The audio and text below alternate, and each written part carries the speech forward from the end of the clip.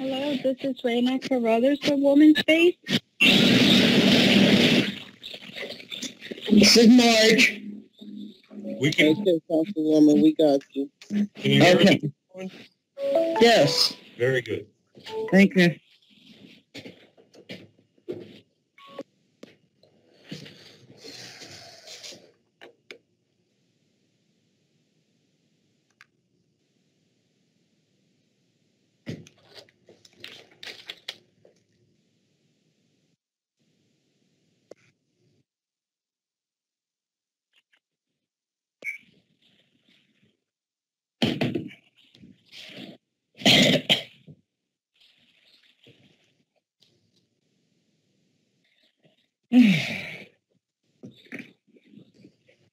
Councilman Rodriguez, I have been muting me. Hi, Santiago. Hello, somebody's muting me. About 3 times. Irene, 575-7219 is Councilman Rodriguez. Just to let you know. Irene is our IT person from Maestro who's helping us this evening. Okay. Apologies for that, Mr. Santiago.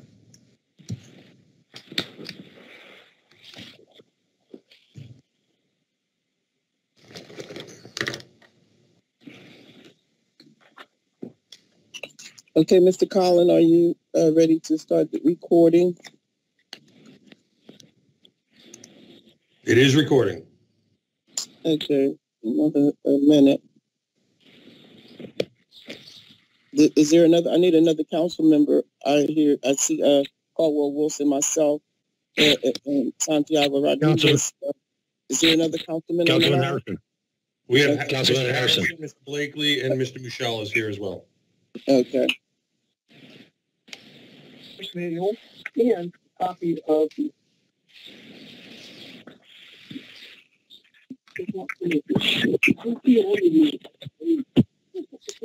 Okay, if they can all mute themselves, everybody can mute themselves. This meeting is being called to order. Adequate notice of this meeting has been given in accordance with the Open Public Meetings Act pursuant to Public Law 1975, Chapter 231. This agenda is complete to the extent known and was sent to the Trenton Times and the Trentonian newspaper, posted on the first floor bulletin board on the city's website and filed in the city clerk's office. Formal action will be taken. Roll call. Mr. Collin. Yes, ma'am. I will now call the roll. Councilmember Blakely. Present. Council Vice President Caldwell Wilson. Present. Councilmember Harrison. Present. Councilmember Michelle. Present. Councilmember Rodriguez. present. Councilmember Vaughn. Councilmember Vaughn. Council President McBride. Present. The quorum is formed. I will now call the department directors. Adam Cruz. Present. Mr. Cherry. Present. Mr. Manali. I understand. Who is here from the law department this evening? Hi, good evening. Jacqueline Abdur-Razak and Mr. DeWitt. Sorry about that. Greetings, folks. Thank you. Director Coley.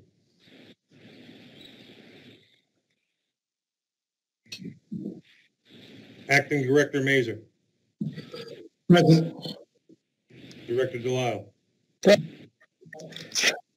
Director Abdul Ali.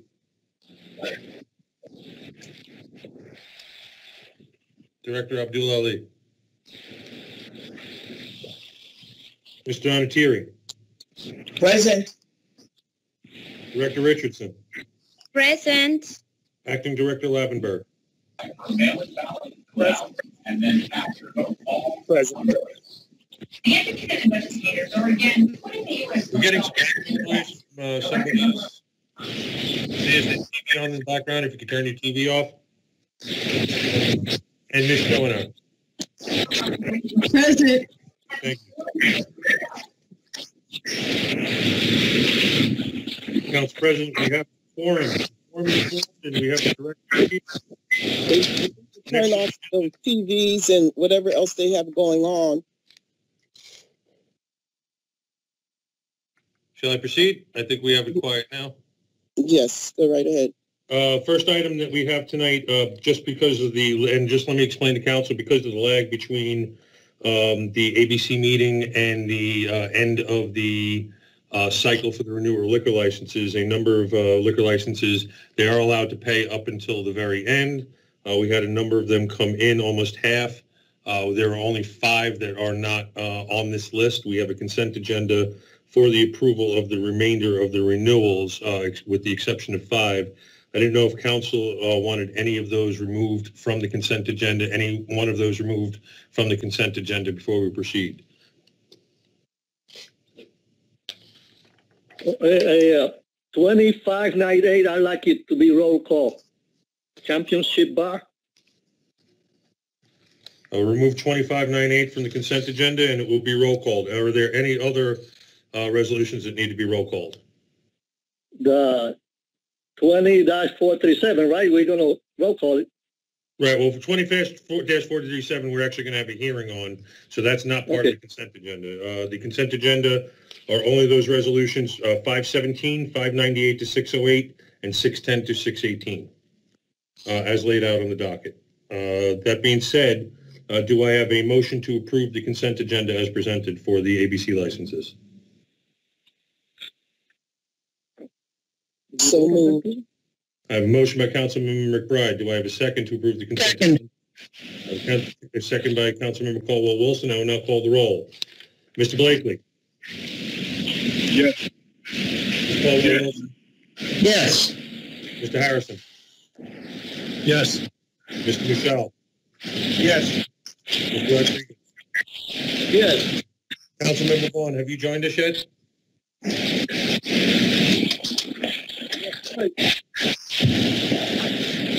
Councilmember Vaughn is absent. Council President McBride. Yes. Consent agenda is approved. We will now go to a roll call vote on Resolution 20-598. We have Resolution 20-598, a resolution granting renewal of alcohol beverage plenary retail consumption with broad package license number 111-32-019-009, Ransom Group LLC for the 2020-2021 licensing period. Ransom Group LLC trading as Championship Sports Bar and Grill Liquors at 931 Chambers Street. Do I have a motion to introduce the approval? So moved. I have a motion by Councilmember Caldwell-Wilson to introduce. Do I have a second?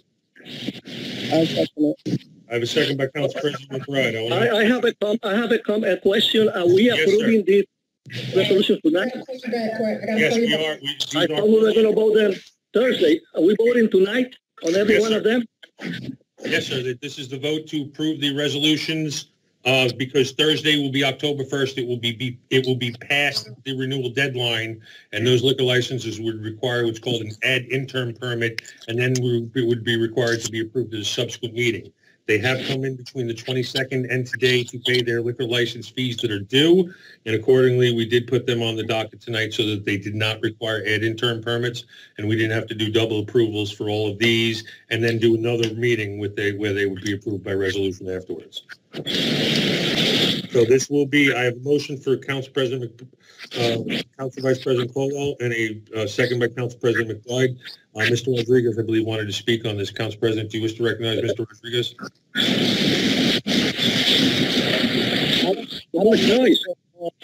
Council Vice President, we're getting a lot of feedback from your line.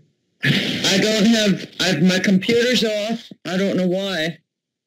I don't know why either. Might just be some feedback through the line.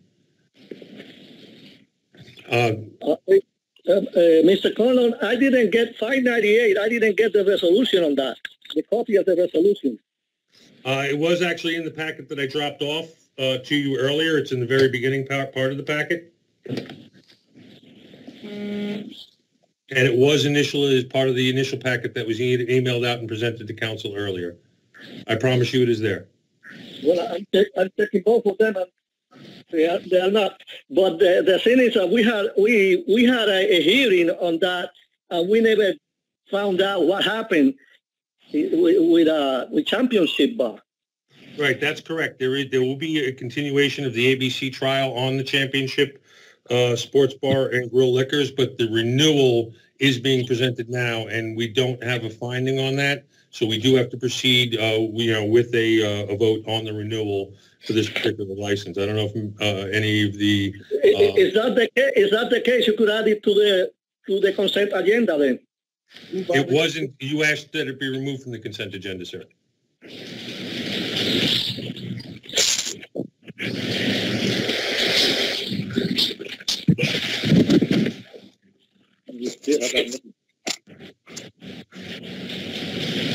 So right now, it's just a vote for that particular one, right? Yes, ma'am. I have an introduction by Council Vice President Caldwell-Wilson and a second by you to approve this individual license. I don't know if Mr. Rodriguez wanted to be heard on this because he has to remove. No. I said what I had to say. It was just that we never completed the hearing on it. So and that was in probably February or March that we met on that. That's correct. Never got the findings, never got any, if they're going to have any restrictions or anything, that was my question. I believe that there were some standing restrictions, special conditions with regard to the license. Those would continue. This renewal would not affect that. But as far as the trial, the renewal will not be affected by the trial because the trial hasn't been completed yet. That's all I have to say. I have a question. Yes, ma'am. I'm sorry I joined late in the middle of the discussion. Is this related to Xfinity Lounge? No, it is not, ma'am. Oh, okay. I'm sorry. Which resolution is this? This is resolution 598 for the Championship Sports Bar and Grill. Mr. Santiago had asked that this be pulled out from the consent agenda for the liquor license renewals that we're doing tonight. We had a number of people who paid after the ABC meeting and prior to the September 30th deadline, so we do have to consider them for the approval between that deadline. We did a consent agenda for those items because Championship had a trial that is half finished. It's not finished yet. Councilmember Santiago asked that this be pulled out just so we can make the statement that there was a trial on this and that they are in the middle of that trial and the results of that have not yet been determined. And I do have a motion to introduce by Councilmember Caldwell-Wilson and a second by Council President McBride. So continue with the vote. Yes, ma'am. Councilmember Blakely. Yes. Councilmember Caldwell-Wilson. Yes. Councilmember Harrison. Yes. Councilmember Michelle.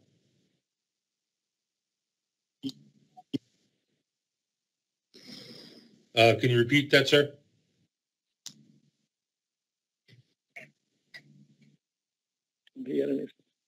Councilmember Michelle, can you repeat your vote, sir?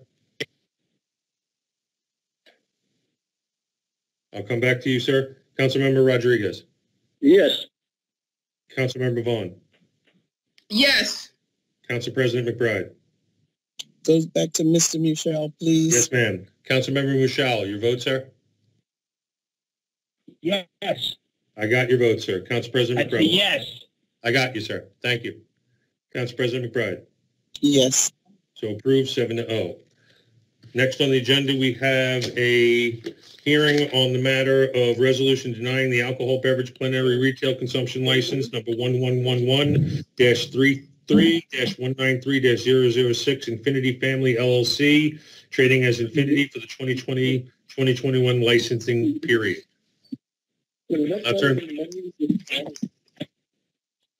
Say again, ma'am?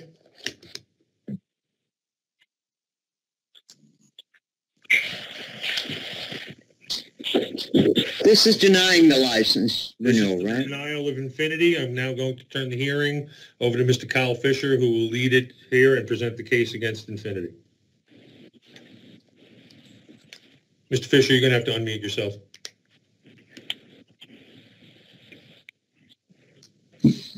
Hi, City Clerk, this is Daniel Antonelli and Kyle Fisher. We're on the same, line, so we don't have two different lines. We are ABC Counsel from the law firm of Antonelli Cantor, and again, Daniel Antonelli and Kyle Fisher on the line. Just by way of quick background, this is up for a hearing tonight on the renewal of the Infinity Family LLC.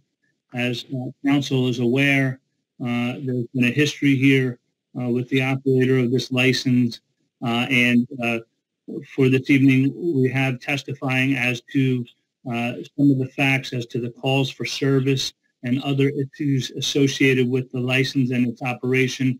Detective Frankovich from the Trenton Police Department, which is the ABC officer in charge of these investigations. I'm not sure if he's on the line.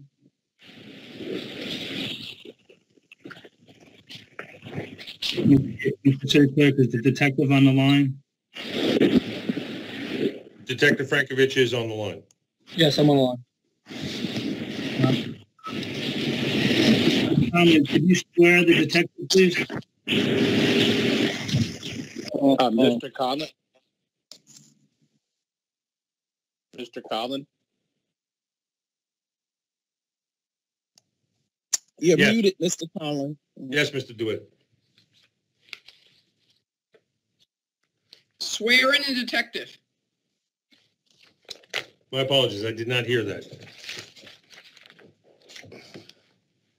Detective Frankovich, I can't see you, but I am going to ask you to raise your right hand. Okay. You swear that the testimony you're about to give is the truth, the whole truth, and nothing but the truth, so help you God? I do. You are sworn in, sir. Thank you. Thank you, Mr. Conlon. Detective, could you just explain to the council your position and your role in the Trenton Police Department? I am the Trenton Police Department's alcohol beverage control officer. Okay. And how long have you been in this capacity as the ABC officer? Since January 2018. Okay. And you had some prior experience with liquor licenses prior to that, is that correct? Correct. Okay. Detective, prior to this evening, you reviewed your file, and as you know, on for consideration this evening is the renewal of Infinity's liquor license. Could you explain to the council and give us a history within the last year of calls for services and other issues that are germane to quality of life issues in this applicant? Sure. Since July 1st of 2019 to present, there have been 120 service calls for Infinity. They range from verbal disputes, disorderly conduct, disorderly persons, assaults, noise complaints, robberies, street fights.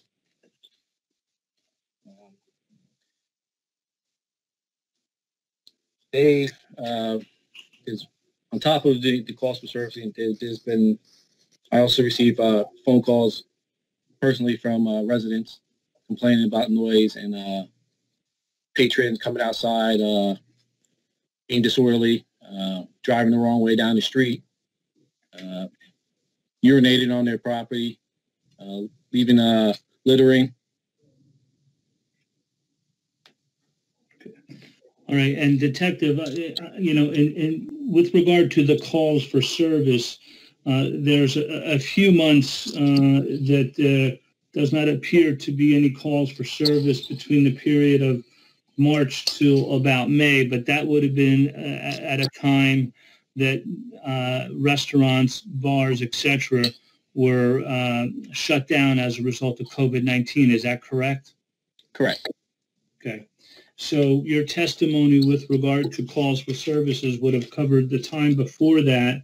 And could you tell us, in your experience, would you consider the calls for service here higher in comparison to other establishments throughout the city? Yes. Checked on some of the other establishments nearby. Soho Lounge had 11 calls. Isla de Trent had 8. Riso had 52. La Terraza had 41. Ramones had 39. These are all establishments near Infinity, within close proximity. Like I said, they had 120 during that same period. And I know most members of council are familiar with the history here, but the history as to the conduct of this license holder has been going back for a number of years, including to March 2013. Is that correct? Correct. Okay. And during my time as the alcoholic beverage control officer, I have charged him 7 times. That's in his past less than 3 years. 3 of those charges have yet to be heard. Two were done during the COVID restrictions, COVID-19 special permits, social affairs permits, and sent directly to the state ABC for charging. And we have one pending set of charges for municipal. Okay. All right. Unless anybody has any questions of the detective, I don't have any questions with regard to his testimony. Any further questions, I should say?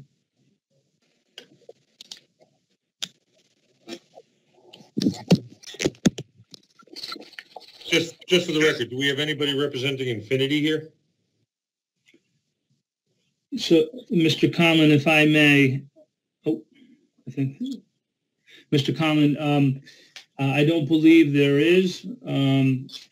The applicant's attorney submitted an adjournment request, which, my understanding, is obviously being denied. But I'm not sure if anybody else is online. My name's Benjamin Charlin, and I am counsel for Infinity. However, Mr. Jose Rodriguez is taking over this matter, and he wrote a letter into the board, objecting to the hearing going forward tonight. I just, rely on his objections, but he's going to be handling this matter going forward. So I take it there is no cross-examination from Infinity then? I have a question. No, I mean, I'm relying on the representations in the letter of Mr. Rodriguez that was submitted to the board with his objections for the, for the hearing going forward today. I have a question. Who's speaking? Yes, go right ahead. Councilman Blakely. This is Go right My ahead. apologies. Thank you, sir. Yes. When was Infinity given a heads up that they would be that they would have this hearing? Like, how much notice were they given? I believe it was on the 24th of September. I mean, that's not enough time to prepare a case for a hearing, interview witnesses, prepare your case. It just, we're asked to have a trial, in less than basically a week. Let me ask another question. Is there any statutory obligation for a longer heads up regarding a trial? I'm not going to get into that. It's Mr. Rodriguez is is handling this, but I'm, I guess I would ask that to the law department then. They can give me guidance on that. Like, is there any sort of, how much of a heads up is generally given for these types of hearings? Councilman Blakely, this is Daniel Antonelli.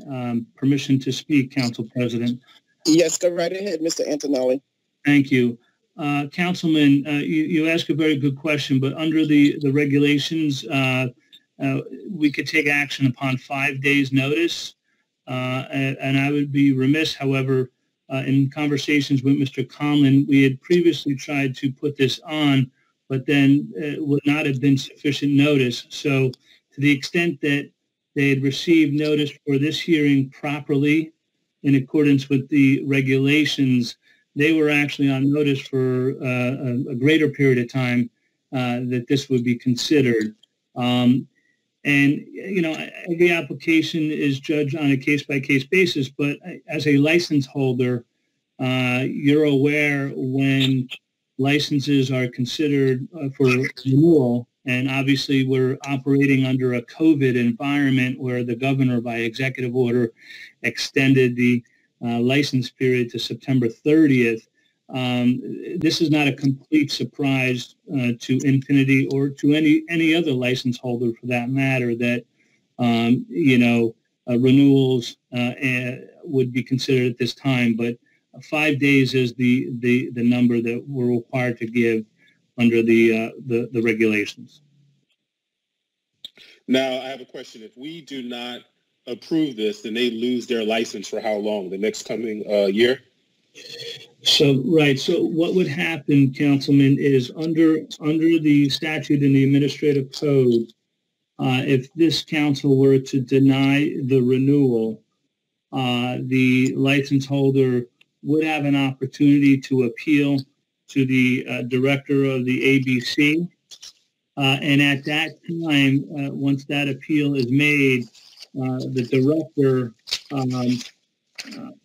could issue, it's discretionary, it could issue an order upon the city to show clause why the term of the license should not be extended pending the determination of the appeal, together with ad interim relief extending the term pending the return date of the order show cause. So in other words, if this body were to deny the renewal and in a few days the license holder would appeal to the director, they could then issue an order essentially directing the city to respond why the license shouldn't remain in a denial status during the pendency of the appeal.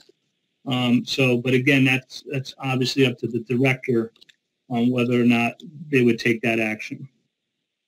Okay, let me ask another question for the ABC officer, and maybe the police department can help me with this if the director is on the line. Is Infinity the worst offender in terms of calls for service, in terms of all of the bars in the city? Like I said, I didn't check every bar. I checked a few that are nearby in the vicinity.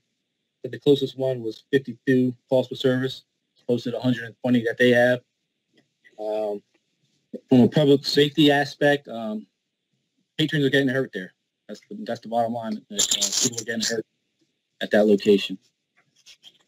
Now, I have a question. Another question I have is, have we given them insight or given them an opportunity to kind of change the error of their ways? And have we given them enough time to show improvements? Like, have they been under, have they had an opportunity to address the issues that exist there? Have they been on probation? Have we done anything else other than, has there been any intermediate steps before considering shutting off their, denying their license? Well, sure. They've been charged in the past 3 times already. They've been, 4 times. They've already pled out to charges. The last one was heard before City Council back, I think, in October. They've been charged every year since I've been here. It seems to be a constant disregard for the rules. Got you. Okay. Well, that's all I needed. Thank you so much. Council President, this is Daniel Antonelli. Permission to speak? Yes, go right ahead, Mr. Antonelli. Thank you, and I appreciate everybody's patience. But I just wanted to add the charges and the hearing that we had back in October of 2019, that matter has been appealed by the license holder, and we are before the Office of Administrative Law on that matter. It's pending. There hasn't been much movement to the extent of COVID, but we just need to look to the recent past, and that was October of 2019, where action was taken by this body to suspend their license as a result of certain violations. Thank you. Mr. Antonelli, I would like to ask a question. With them being into administrative court, How does that play out as far as us denying the license with them in the middle of administrative court for the first hearing? And does it have any bearing on that hearing at all, or because these are new charges? Right. So the action taken tonight would not have any bearing or effect on the pending charge from the October 29th decision by this body.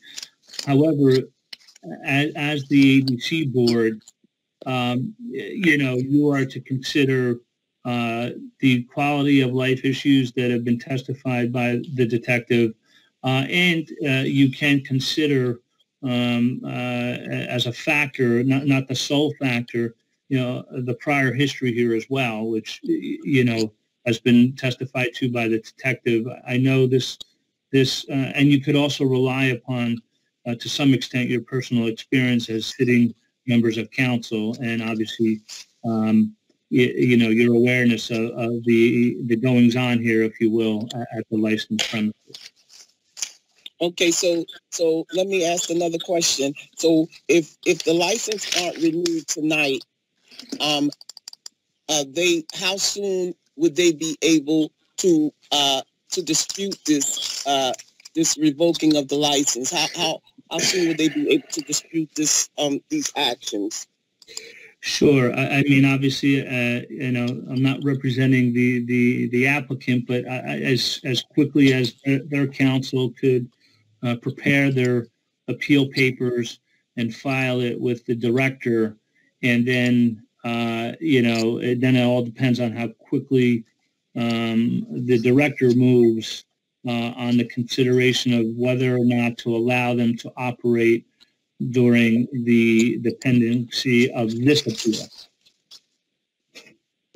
Okay, so now I want to ask, there's the gentleman on here, Mr. Charlin. I wanted to ask him, how many people does the Infinity employ? Ma'am, I can't answer that off the top of my head. I don't know, but I can't answer that. I don't know. Okay, thank you. All right, thank you. Madam President? Yes, go right ahead, Councilman. I have a question for Mr. Conlon. I believe that the 22nd, we had an ABC meeting, and we didn't consider that. Mr. Conlon said that he has served them in person. When was the day that they were served, Mr. Conlon? I served them personally on the 24th of September. I had previously served them, I believe, on the 14th of September.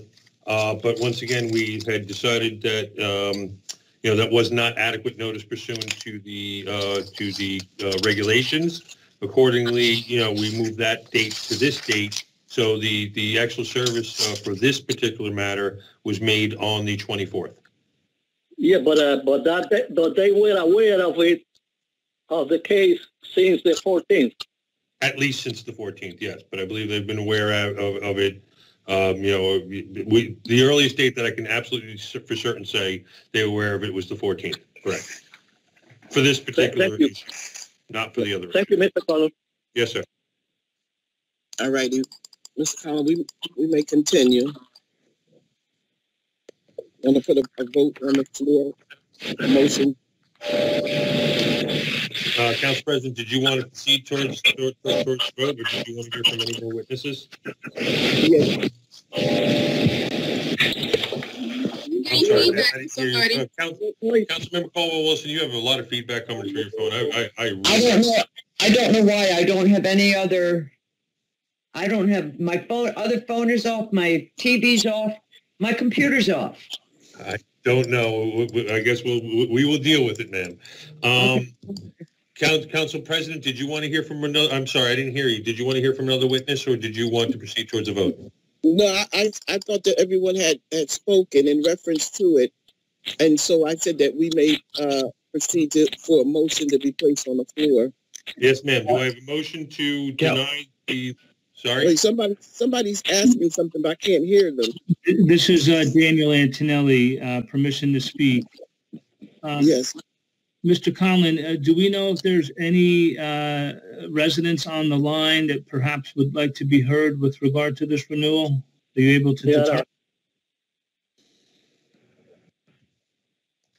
I did speak to some people who were interested in this matter earlier. They do have the phone number, but I think Council President... Yeah, hi, my name is... Okay, please do not speak unless recognized. I believe the Council President indicated that she had enough information. I wanted to ask her again. Council President, did you want to hear from any witnesses from the public before proceeding to a vote? Well, I'd like to hear from them. We heard from a list of them on the 14th. Yes, ma'am, we did. So we know the sentiment of the community and how they feel. And that being said, do I have a motion to introduce the resolution denying the renewal of the alcoholic beverage plenary retail consumption license number 1111-33193-006 Infinity Family LLC, trading as Infinity for the 2021 licensing period? This is a motion. This would be a motion to introduce the resolution denying renewal. So moved. I have a motion from Mr. Harrison. Do I have a second? Second. Caldwell Wilson seconded. I have a second from Ms. Caldwell Wilson. I'll now call the roll. Councilmember Blakely. Yes. Councilmember Caldwell Wilson. Yes. Councilmember Harrison. Yes. Councilmember Michelle.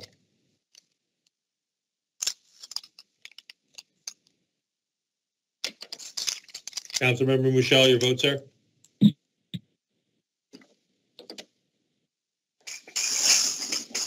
I'll come back to you. Councilmember Rodriguez. Yes. Councilmember Vaughn. To renew? This is to deny the renewal. Yes, I wanted, wait a minute, to deny it. You want to deny the license is a yes if you want to deny. Yes. I'm sorry. Thank you, Council President. Yes, the answer, my vote is yes. Yes, ma'am. Mr. Michelle.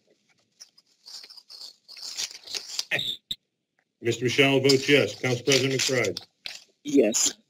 So ordered, 7-0. The license for Infinity will not be renewed pursuant to the wishes of council. The hearing on this matter is now closed. We will now move to docket review. Thank you, everyone. Did we vote on the consent agenda? Yes, ma'am, we did. And you voted aye. Only for the liquor license, Council Vice Chair, only for the liquor license. Yeah, I know. Thank you. You're welcome. Moving into docket review. First, we have, there will be no minutes for approval at this meeting. I have the minutes on my desk. I have to go over them. I was not a part of some of the older meetings, so I have to review the tape we will have those for the next meeting. My apologies to council for that. We will have 29 communications and petitions that are added to the docket out of the clerk's, that have been received by the clerk's office. As far as reports, we will be requesting a approval for a raffle application submitted by the American Legion Post to benefit the chamber programs and youth programs. And that is the end of communications, petitions, and reports. We will have two ordinances. One will be the reconsideration of an ordinance of the City of Trenton, County of Mercer, State of New Jersey, to change the election date to the nonpartisan regular municipal election from the second Tuesday in May to the date of the November general election commencing in the year 2022. That was vetoed by Mayor Gasoria. 3 days have passed. That will be on the agenda for October 1st for reconsideration by council. Council initially passed that ordinance by a vote of 5-2. The second ordinance will be the second reading public hearing on state fiscal year 2021 ordinance to exceed the municipal budget appropriation limits and to establish a cap bank. Those will both be roll call voted. With regard to the resolutions, if you will turn to page 5 of your docket, all the other resolutions have been taken care of by tonight's meeting. The first resolution we will have up is 20-572, the Department of Administration, Adam Cruz, Business Administrator. 20-572, a resolution rejecting bids received to provide non-voice over Internet Protocol telephone service through Centrex or equivalent for the Department of Administration, bid 2020-59. Council President, did you want a roll call or consent agenda that item? If no one have any questions, if they have any questions tonight, is the night to ask. Yes, ma'am. Do any council members have any questions for the administration with regard to 20-572 is the number that we're on?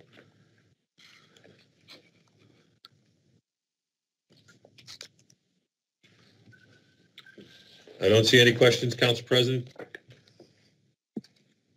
All righty, so that may go into the consent agenda. Yes, ma'am. Next, we have 20-573, a resolution authorizing the settlement of a workers' compensation claim in the matter of Clayton Holly versus City Trenton claim petition number 2016-13032 in the claim amount of $30,915, including attorney fees and costs.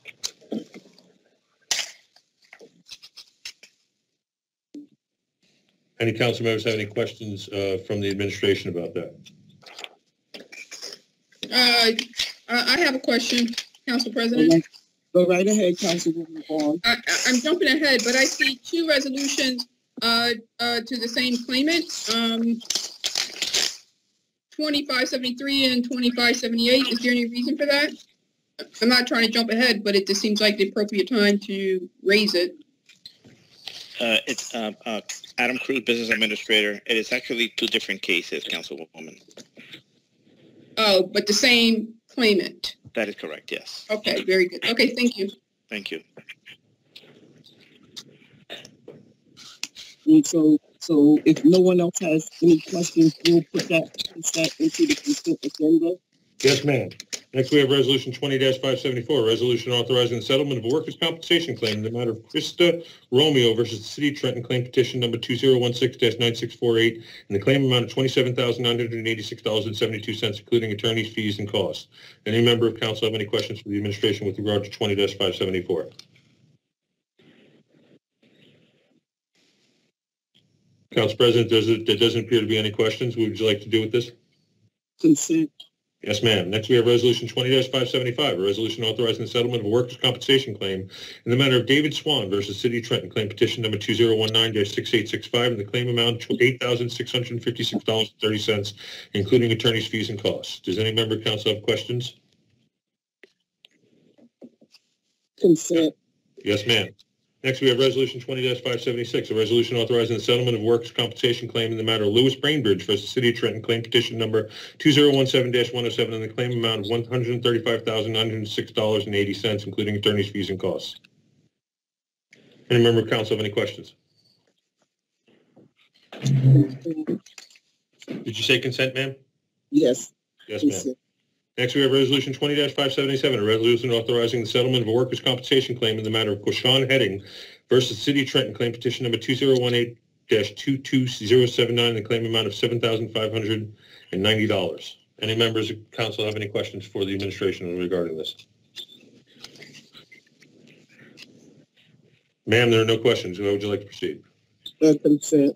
Yes, ma'am. Next, we have Resolution 20-578, a resolution authorizing the reopen or settlement of a workers' compensation claim in the matter of Clayton Holly versus City of Trenton, claim petition number 2012-27800, and the claim amount of $15,090, including court reporter fees. Any questions from council with regard to 20-578? And once again, Councilmember Vaughn, this is the back end of the, this is the beginning, the reopener of 20-573 is the other case, as you pointed out. There were two matters. Council President, yes, ma'am. Next, we have Resolution 20-579, a resolution authorizing contract extension of 22nd Century Technologies, Inc. with New Jersey State Contract Number M-2001-18-GNSV2-00348 in an amount not to exceed $15,000.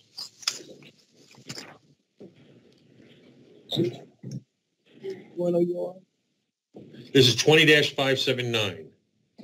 And I believe the administration explained this is temporary staffing to provide one part-time mail clerk to the Division of Purchasing to distribute incoming and outgoing mail. This is what? Wait a minute. Yeah, they actually gave me the incorrect, I don't know if that's the correct explanation or not, but the explanation I received from the administration is this is for temporary staffing. That is correct, yes. Temporary staffing for For what? I'm not understanding. We have people on furlough. We have a complete staff that's working mostly from home. Why do we need to bring someone in instead of bringing some of the staff back on? Madam President, this is actually for somebody that comes on a part-time basis a couple of times a week, and they help us with the backlog of contracts. Even if we have, if we had a couple more people hired, but the price that we're paying for this individual is only $15,000, and this is going to take us into, I believe, June of next year. It's a $15,000 contract. My question is, if we have half our staff furloughed, we have no one qualified in our staff to do this work that you could bring back on? Madam President, no one is actually furloughed from the city, so everyone is working and receiving salaries. So no one is furloughed. Okay, so if you don't have anyone furloughed, they're still home, working from home. Let's be clear, right? They're working from home? Some, yes. We have an A and B schedule. Okay, so my concern is, what do we have? If we have anyone qualified to do this work? So this individual comes and help us get all of the mail that comes into the city, and also help us filing, doing some very minimum clerical services. And again, I just don't understand why the staff that we have cannot serve that purpose. I just don't get that. I just don't get shelling out the money when we have the staff to do it, filing and collecting mail. Okay, thank you.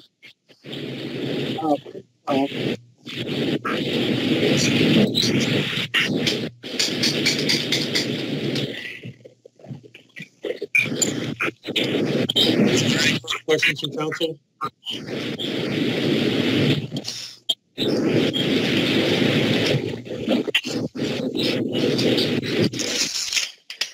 Council President, how would you like me to proceed? Roll call. Go ahead.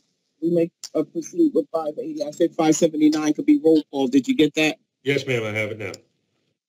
Next, we have Resolution 20-580, a resolution authorizing Amendment Number 2 to the contract with the Law Office of Rain 1, Coughlin, and Mincello, LLC, to continue providing professional legal services regarding labor and employment matters in an amount not to exceed $45,000. Council President, can we roll call that one, please? Yes, please. Roll call for 580. Yes, ma'am. May I add a couple of things, Madam President, to this one and the next one coming up? This is actually, Madam President, this is actually to close out the end of the month of June.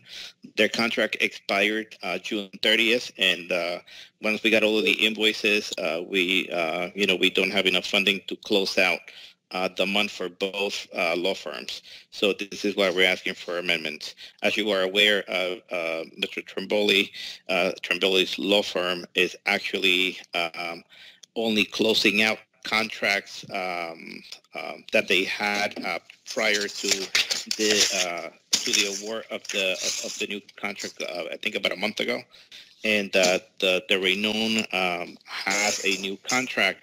And this is just to close out the last year's contract. Council President? Yes, go ahead. I just have some questions pertaining to that. So this is to close out fiscal year 2020, yes. 2020 contract? Yes. So was it not enough? Is that why we're extending 45 more thousand? That is correct. So normally we have a not to exceed amount, And whenever we are getting close to or reach the amount, we come to council and ask for an extension. This is actually not an extension. This is only asking that we are given additional funding to close out that contract year, which is already expired. So my question is, why is it that the overage is so large? Because it's their contract is based on as needed basis, and we use them for labor. So for the Coughlin and Raynon is actually, that is our labor attorney, which is the one that we're using for the negotiations. Yep. Yeah, and so and the other, can you tell me specifically what the overage is? Well, if I had the invoices in front of me, I would, Councilwoman, but I don't have the invoices in front of me. So can we get that those? Should not be an issue. It should not be an issue. Well, I don't know if it's an issue yet, but because, you know, there's some people who turn accounts. You're not letting me finish my statement. So what I was going to say is that it would not be an issue for me to provide those invoices if that is the wish of the council. Okay. Thank you, B.A. Cruz. Okay, so yes. So, Mr. Collin, can you just make a note on this one as well for Thursday that B.A. Cruz will be providing the supplemental invoices as to determine the overage? Yes, ma'am. I've already noted that on my notes.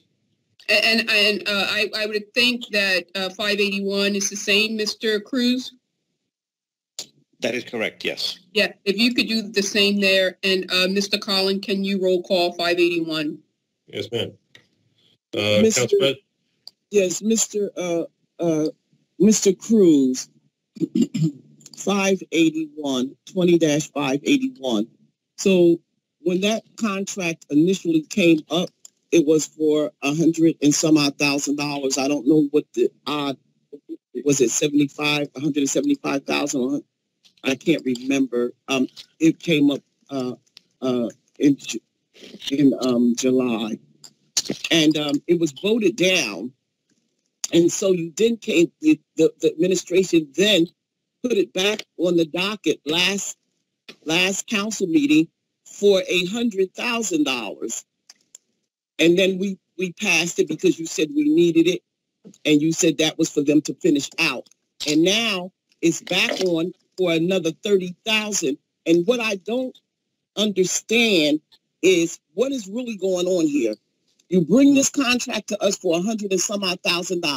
It's voted down, and then the contract comes back in front of us for almost the same amount that it initially came in front of us with, and we voted it down. So what, I don't understand what's going on here, why you are piecemealing this contract when the contract was voted down, and then you brought it back and said, oh, okay, that fee was too much, so we're going to break it down to 100,000. But in actuality, you didn't really break it down. You just said, hey, I'll give it to the council in two separate council meetings, so it won't appear that it's the same amount or close to the same amount. Madam President, this is actually for the previous year's contract that it ended, and is only to close out that contract. The contract that you're referring to is a contract that was awarded, as you mentioned, probably maybe about 2 meetings ago, and that is actually for a new contract. The services that they will be providing, as you are aware, are only to close out all cases that they've been dealing with in the police department, because it would be too costly for us to get another law firm to begin to get accustomed to those cases. The money that I am requesting on these amendments is to close out last year's contract for the services for that year. Okay, it's not related to this. It's not related to this new contract that was awarded 2 meetings ago. So what I need for Mr. Conlon to do is to pull up the contract that failed, the resolution that failed. I need to know exactly how much that resolution was for. I believe it was for $175,000. and it was voted down. And in that new contract, I don't think they said anything about there was no mention of them coming back to close out an account. There was no mention of that at all. So could you please pull that resolution up, Mr. Conlon, so that I can determine exactly how much it was for? Yeah, it's two different awards, Council, Madam President. This contract was awarded last year for the funding that I am requesting now, and is not related to the service. Well, the new contract. It's not that I am adding more money to the contract that you awarded two meetings ago. This is for a contract that was in existence from last year up until the end of June of this year that just ended. I do understand, Mr. Cruz. I understand what you're saying, but I also need to understand why was it presented to us for $175,000 and it was no mention of the administration. See, all of these contracts was presented to us and we voted them down. And now, because we had passed the new contract, but before we even passed the new contract, there was no conversation whatsoever about any outstanding account, any accounts left outstanding when those resolutions was put forth. So I just need Mr. Conlon, if he could get the resolution that failed, and because I don't have it. Yeah, and this is why I'm saying that I would be more than glad to provide the council the invoices from that time period, so that you can see that the services that are provided are actually for for items that have been prior and not anything related to this from July and up. Council President? Council President, it's Robin Vaughn.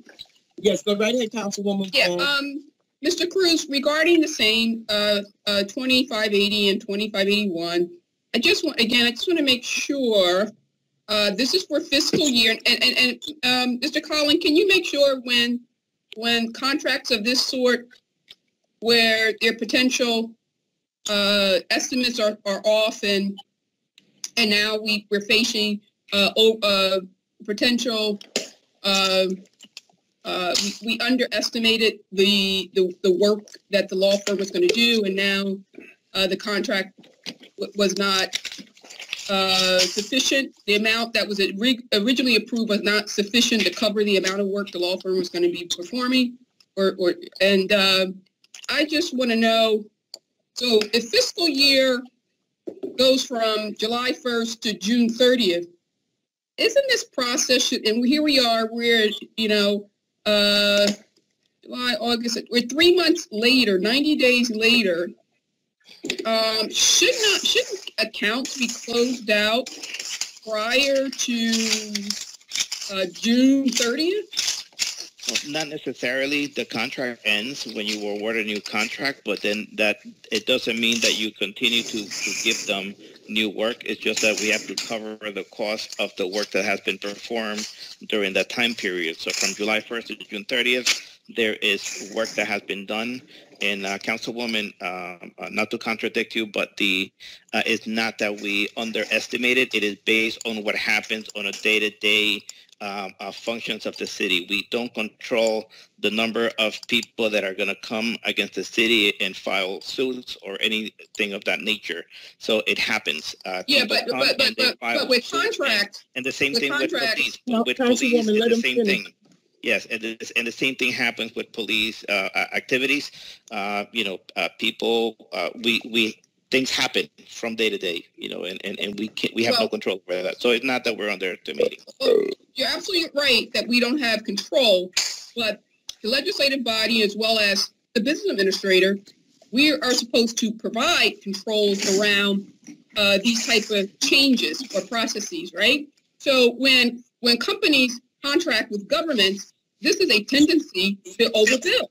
It's called overbilling. So we want to make sure that, that in fact, what they're billing is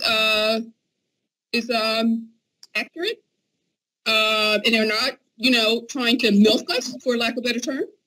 or fleece us, for lack of a better term, because it's a fact that that type of activity is prevalent.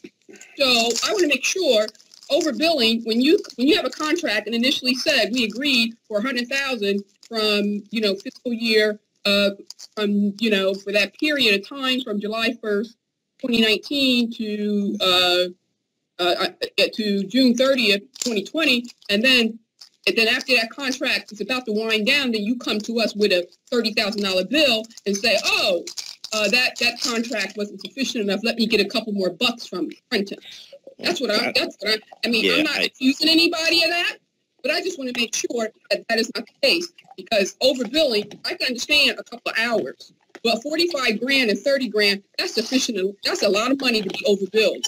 Yeah, I would caution the council not to make negative assertions against anyone. We're discussing a legal contract. And, I can make any assertions I want to make. Stop telling me what I need to do, B.A. Cruz. So I would make that. That made the assertion, okay? Please don't tell me how to legislate, and I won't tell you how to BA. I would caution the council to be cautious how they speak when items for contractors. Yes, you have to be cautious. Okay, I'm going to say it's like this is not understanding how these firms came up with these charges. Council President. Yeah, I think we should, Council President, we haven't decided roll call that. Should I move Council forward? President. I'm sorry, Ms. Caldwell-Wilson wanted to be heard. Caldwell Wilson, Vice Chair Caldwell Wilson. So, Mr. Cruz, I have the invoices that go along with that resolution, and the total $71,953.47. That's just a rough accounting on my part. But then I look at the memorandum, and it said that there was a contract award amount for $30,925 through June 30th, 2020, and then there was a $75,000 contract awarded on August of 2019. So they're saying that there was a total amendment of $166,000. Can you explain that to me? I'm not sure. These numbers are not working out for me. Yes. So as I mentioned, whenever we have the need for, and you are aware, whenever we have a need for additional funding, we come to council. I know last year the council was cautious as to the amount of money that was being awarded to law firms because we didn't know where we were going to end up with the budget.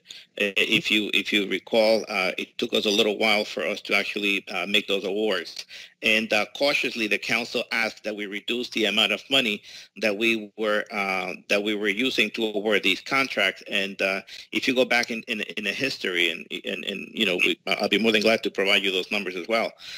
In previous years, the amounts were actually similar to the amount of money that we are currently actually spending on those contracts. I can't remember the original amount, but yes, you are correct. It was 91,000. This was February 2020, but and then there was a 30,000 award through June the 30th, 2020, but the invoices I'm only coming up with almost 78,000. So I'm not sure. I'm not sure what document you're looking at. I'm not sure why they're asking for additional money, because it seems to me that there would be money left over according to these invoices, unless my calculations are incorrect. Well, as I mentioned, it is based on the need, Madam Vice President, and if they have already provided the services for that, we would need new funding to cover for the cost that. Mr. Cruz, what I'm saying is that the amounts that were granted to them was $91,000 and $30,000, and okay. I tallied real fast the invoices that they sent in for this period, and that comes to $71,953. Now, I may be wrong. You guys may want to go back and check all those invoices, but that comes under the amounts that were given to them. Yeah, what the amount of, Madam Vice President, are actually reviewed by the law department to make sure that the cost and the services are actually, they match. Well, I'm still not clear on that because they didn't match. But I'd be happy to come in and sit down and have someone explain it to me. Definitely. We can meet tomorrow, Madam Vice President. All right. Thank you. Thank you. Thank you.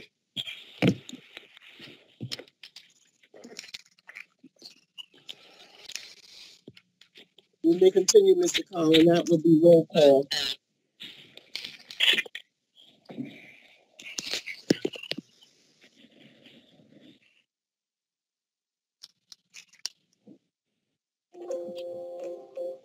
Mr. Collin? It would probably help if I unmuted myself. Next, we have Resolution 20-582, a resolution authorizing the temporary current fund budget appropriations prior to the final adoption of the fiscal year 2021 municipal budget of the City of Trenton, New Jersey, in an amount of $28,888,158.18. And I do believe by law this has to be a real roll call. Yes. So, Council President? Yes. It's Robin Vaughn. Hello? Yes, go right ahead, Councilwoman Vaughn. 2582. Mr. Cruz, please. Yes. So this is a temporary budget because, of course, we have not finalized the 2021 budget. So can you just give us a timeline or a schedule of when Mayor Gussior will be introducing the budget? We're actually finalizing all of the internal budget hearings before the budget is presented to council. And we have one more department to go over, and we're done. We were aiming for the second meeting in October. It all depends on what happens on a letter that we sent to the Lieutenant Governor 2 days ago, actually yesterday. But will they be giving us an extension? Because we're overdue, right?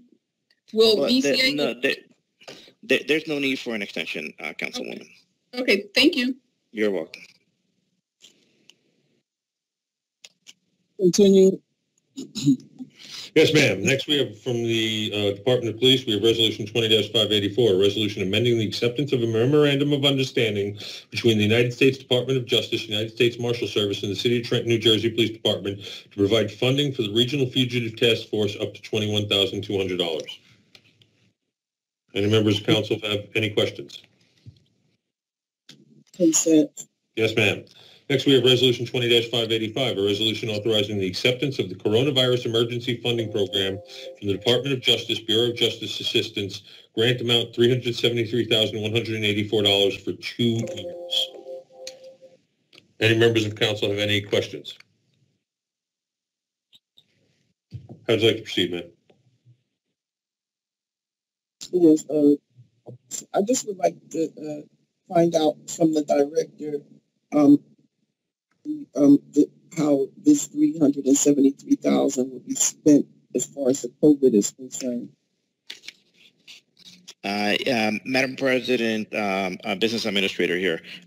Ms. Coley is not on the call tonight, and there was a justification that was sent Okay, yes, that I can also read to the record, unless Mr. Conlon would like to read the statement. Madam President, how would you like to proceed? Yes, I just would like to hear something about the 373. Okay. Well, I can read it if you like, Madam President. It said, thank you, sir.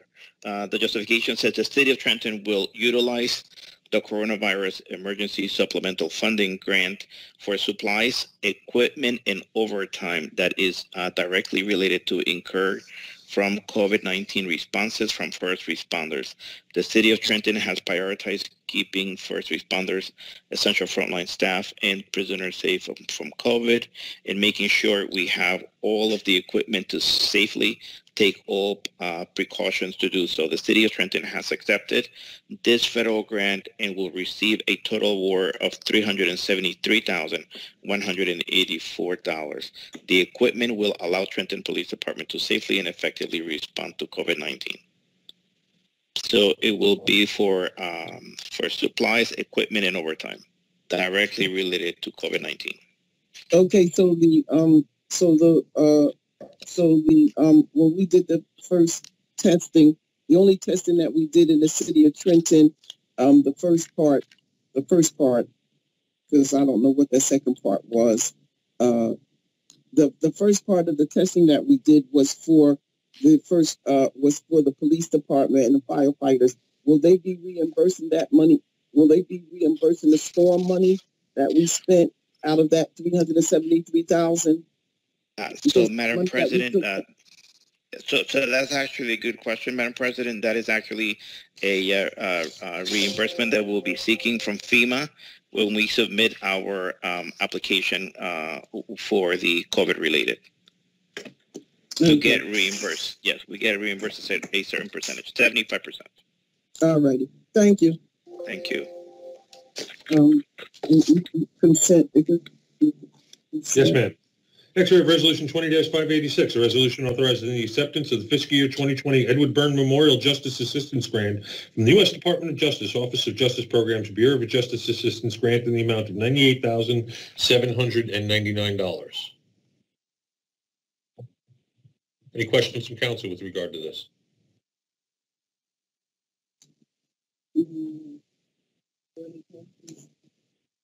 And I do have a justification that was provided by the administration if you'd like me to read it, ma'am. The Mercer County Prosecutor's justification is the Mercer County Prosecutor's Office has accepted this federal grant and will receive a total award of $123,710. The county will distribute this funding between Trenton and Hamilton to fund police initiatives in this jurisdiction. The Trenton Police Department will receive $98,799 of these funds and will utilize these funds to purchase investigative and training equipment. This equipment will allow the Trenton Police Department to safely and effectively conduct tactical operations and enhance training. Council President. Yes. It's Robin Vaughn. Yes, Councilwoman Vaughn. I just have, are we roll calling 2585? Did I hear you say? No, that's a consent. That's okay, well, okay. To accept money. Yeah, for COVID, right? And could I just make a comment for that one, please? Yes, go right ahead. Okay, I didn't mean to backtrack, but I just had to get my thoughts together. For COVID, I recently, this is for Business Administrative Cruz, you mentioned that you're going to be tapping your FEMA for some reimbursement funding around COVID, and I guess that's going to allocate across the departments, not just the police department. Is that correct? Correct, yes. Okay. And in addition to that, it was recently reported by Mercer County Executive Brian Hughes that, the state, through the CARES Act, Governor Murphy allocated a significant amount of money. I think it was $4 point some million dollars to cities that have a population under 200,000, and of course Trenton fits that profile, and I guess many other municipalities in Mercer County as well. And Brian Hughes is due to allocate that money or appropriate that money to the 12 counties here in Mercer County. So have you gotten notification from County Exec Hughes as to what portion of that funding the City of Trenton is going to be getting? Normally those notifications come to the mayor's office, and I will ask that question tomorrow. That would be fantastic. I appreciate it. And hopefully the mayor and or Executive Brian Hughes can get back to us. Just from my perspective, I would hope that the Mercer County executive would see fit that, considering the City of Trenton had the highest impacts, and of course we have the at-risk population, that we should be getting largely the larger portion of that appropriation. Thank you. Council President, for the Department of Justice Office of Justice Programs, Bureau of Justice Assistance for the $98,799 grant, how would you like to proceed with that? For the 135,000. 20-586, ma'am. 586. Yes, ma'am. Okay. Yes, I thought 586 cents. Yes, ma'am. Next, we have Resolution 20-587, a resolution authorizing the acceptance of fiscal year, financial fiscal year 19 Comprehensive Opioid Abuse Program, Overdose Detection Mapping Application Program, Statewide Expansion and Response Grant from the State of New Jersey Department of Law and Public Safety, Office of the Attorney General, granted in the amount of $135,910. Are there any questions from council for the administration with regard to this? I just would like to make a statement. The last, the 585 and 586 and 587 would put over $600,000 into the police department. And I hope with receiving this grant money that we will actually see a difference with our police department. I just hope that this money will help us and that the resident in the city of Trenton will see the difference. If no one has any questions, we could consent to a consent. Yes, ma'am. Next, we have Department of Finance resolutions. Resolution 20-588, a resolution authorizing emergency Next, ma'am, mark that as roll call. Next, we have Resolution 20-589, a resolution extending the contract awarded to She International Corporation for tax collection software through New Jersey State Contract Number M-0003-89851. Any members of council have any questions for the administration with regard to 20-589? Council President is Robin Vaughn. Go right ahead, Councilwoman Vaughn. Clerk Collin? Yes, ma'am. I know you did a fantastic job in providing that summary, which is very helpful. But I don't recall seeing a dollar amount on this contract. But this is a state contract, though. But was there a dollar amount?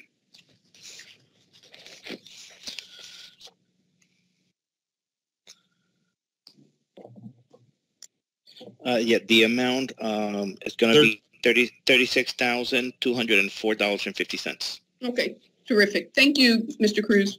You're welcome. Any other questions from council with regard to 20-589?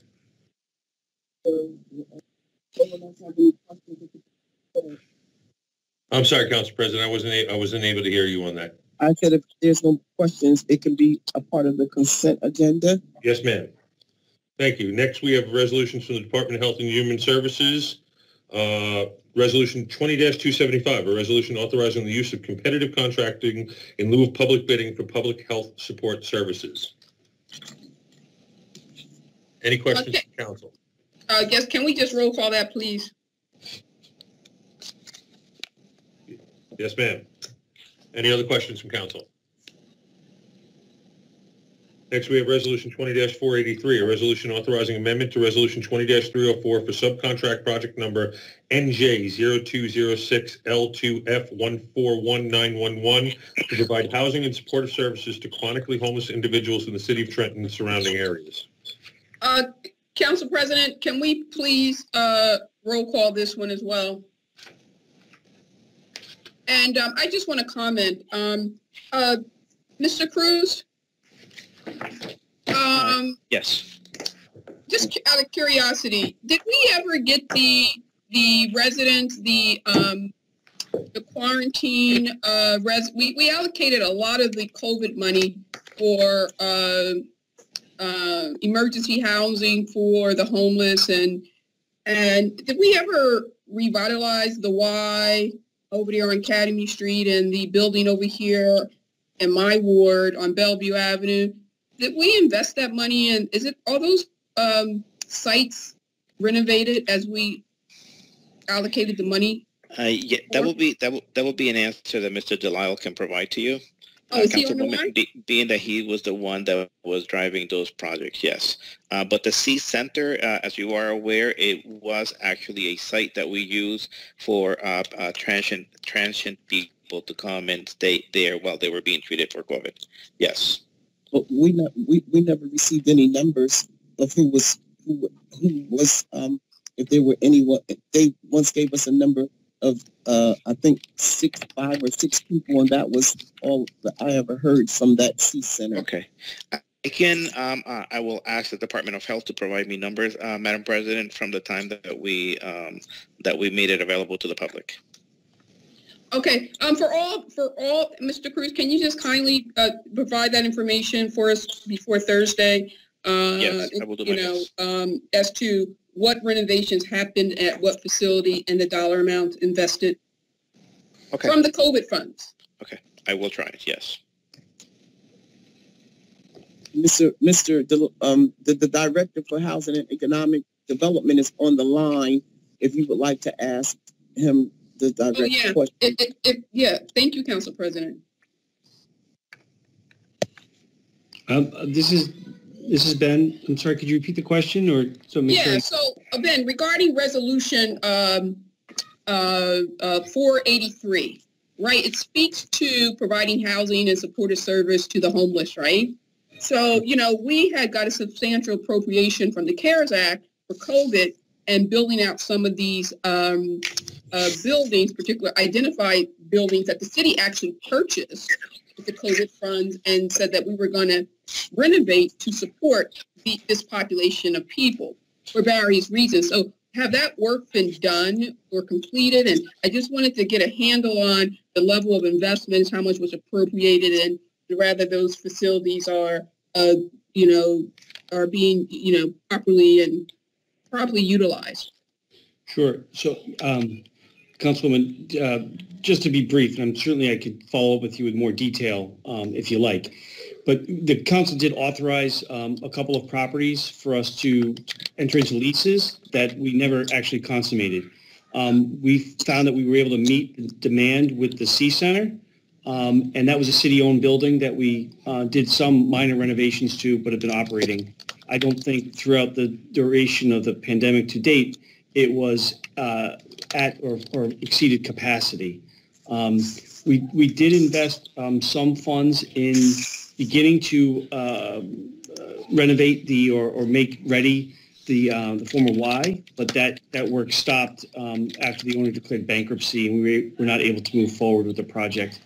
We do have some funds that we've set aside to do some repairs to, I believe it's 56 Escher Street, the UPI building. That work has not all happened yet. We've been getting proposals and working on getting that ready. But they are smaller amounts, less than $20,000 in aggregate, not large sums of money. But again, the convent did not move forward, and the Y did not move forward. Again, they declared bankruptcy and really gummed up the works, for lack of a better term. Okay.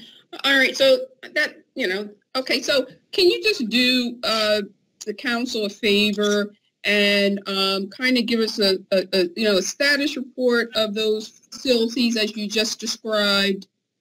Because my concern is, and maybe wrongly, that we get these funds from our federal government, of course, through the state, through the CARES Act, and the funds were allocated, these grant monies were allocated specifically for these reasons, right? You had the home and the ESG, and you know how it was, you know how your plan, segregated everything.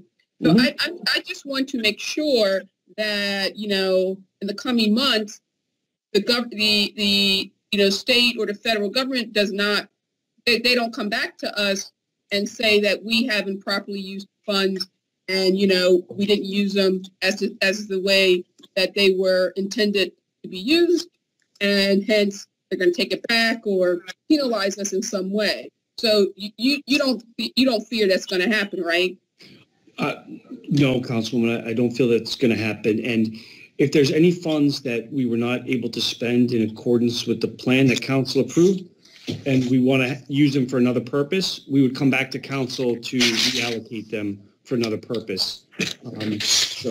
Those funds aren't going to be taken away. We have some time yet to spend them, the COVID funds from the CDBG allocation. So, yeah, but I'd be happy to provide council with kind of an update of where they're at. Some of those funds that you mentioned, like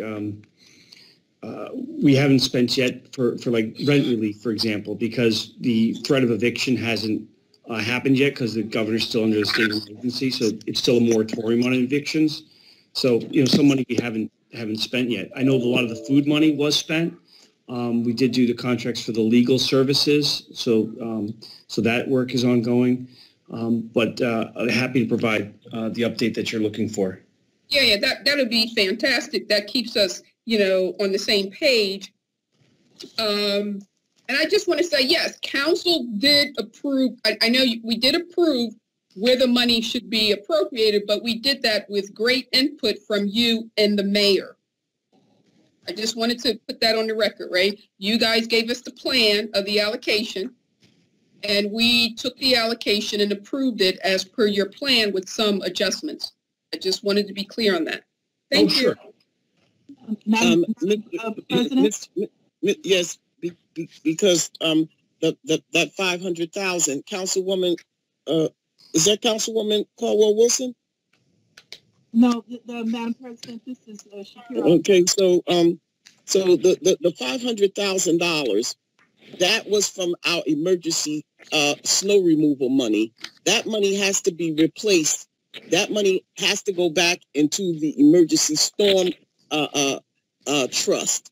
So if it was not spent, because the $500,000 that we gave you, we gave you $500,000 for that, and we gave the money for the testing for the first responders came out of our emergency storm removal. So that money has to go back into that emergency storm removal trust. Am I correct, Councilwoman Caldwell Wilson? Yes. Madam President? Council President, Director Abdul Ali is seeking recognition. Yes, go right ahead. Thank you, Council President. Yes, thank you, Council President. No, I've been here. I just wanted to clarify that 2483 really doesn't have anything to do with the COVID money. This is part of the COC grant, and it's really just a corrective measure, this particular resolution. It is really just to correct a resolution 20-304. There was an omission in that resolution, and we just really want to be correct in terms of our record keeping so that when we present our records to HUD, everything is in order. We inadvertently left out one of the housing partners. I'm getting feedback. Thank you, Ms. Director Ali. Thank you. Ma'am, that's been marked as roll call. Would you like me to move forward? Yes. Okay, next we have resolutions from the Department of Housing and Economic Development, Benjamin DeVille. I just want to note for the record, resolutions 45, 46, 47, 48, and 489 were previously tabled pursuant to a motion by Councilmember Rodriguez. Councilmember Rodriguez had issued me an email saying that he was satisfied that the conditions of his tabling had been met, and he would like he wanted the following items to be re-added to the docket, which is why they are there. First, we have resolution in that line. First, we have resolution 20-485, resolution accepting a bid and awarding a contract to Levi Construction Company, Inc. in an amount not to exceed $226,200 through bid 2020-46.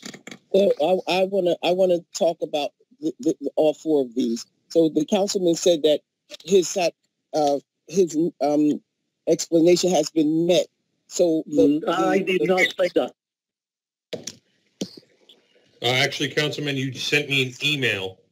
Yeah, I sent you an email to add them to the, but I didn't say that the explanations have been met. You said to untable them, so I'd assume that you would meant that Untable them, yes, so we could discuss them again. Okay, so where is the plan that they were supposed to give us, the Section 3 plan to these resolutions? Where's the Section 3 plan at? Are they saying that because they put it into the RFP that they met the Section 3 requirements? I'm not clear.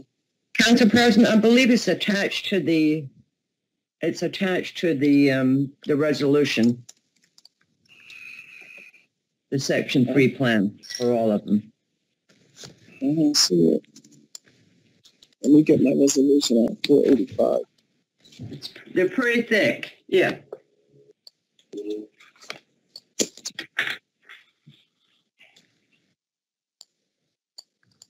You can roll call.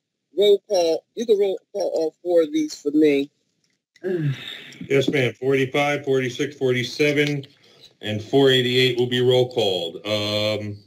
49 was also one of the tabled items. I don't know if you wanted to roll call that as well. No, that. Yeah, 489, yes. Yes, ma'am. Okay, so items 488, 45 through 489 will be roll called. Council President, may I speak?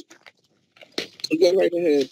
I just want to quickly ask the law department, because they had an input here as well. We gave them a couple of action items related to these resolutions. So who's on the line is Ms. Abdur Razak and/or Peter Cohen on the line to discuss where they are with getting these contracts, EEO or contract in compliance with our EEO and affirmative action laws and MWBE laws, and making sure that the veterans and as well, and the aid that are ADA, our disability, our citizens who are disabled are all included in these projects. So the law department, can you please give us an update of what progress you have made in engaging these contractors with their obligation? Okay. Good evening, Jacqueline.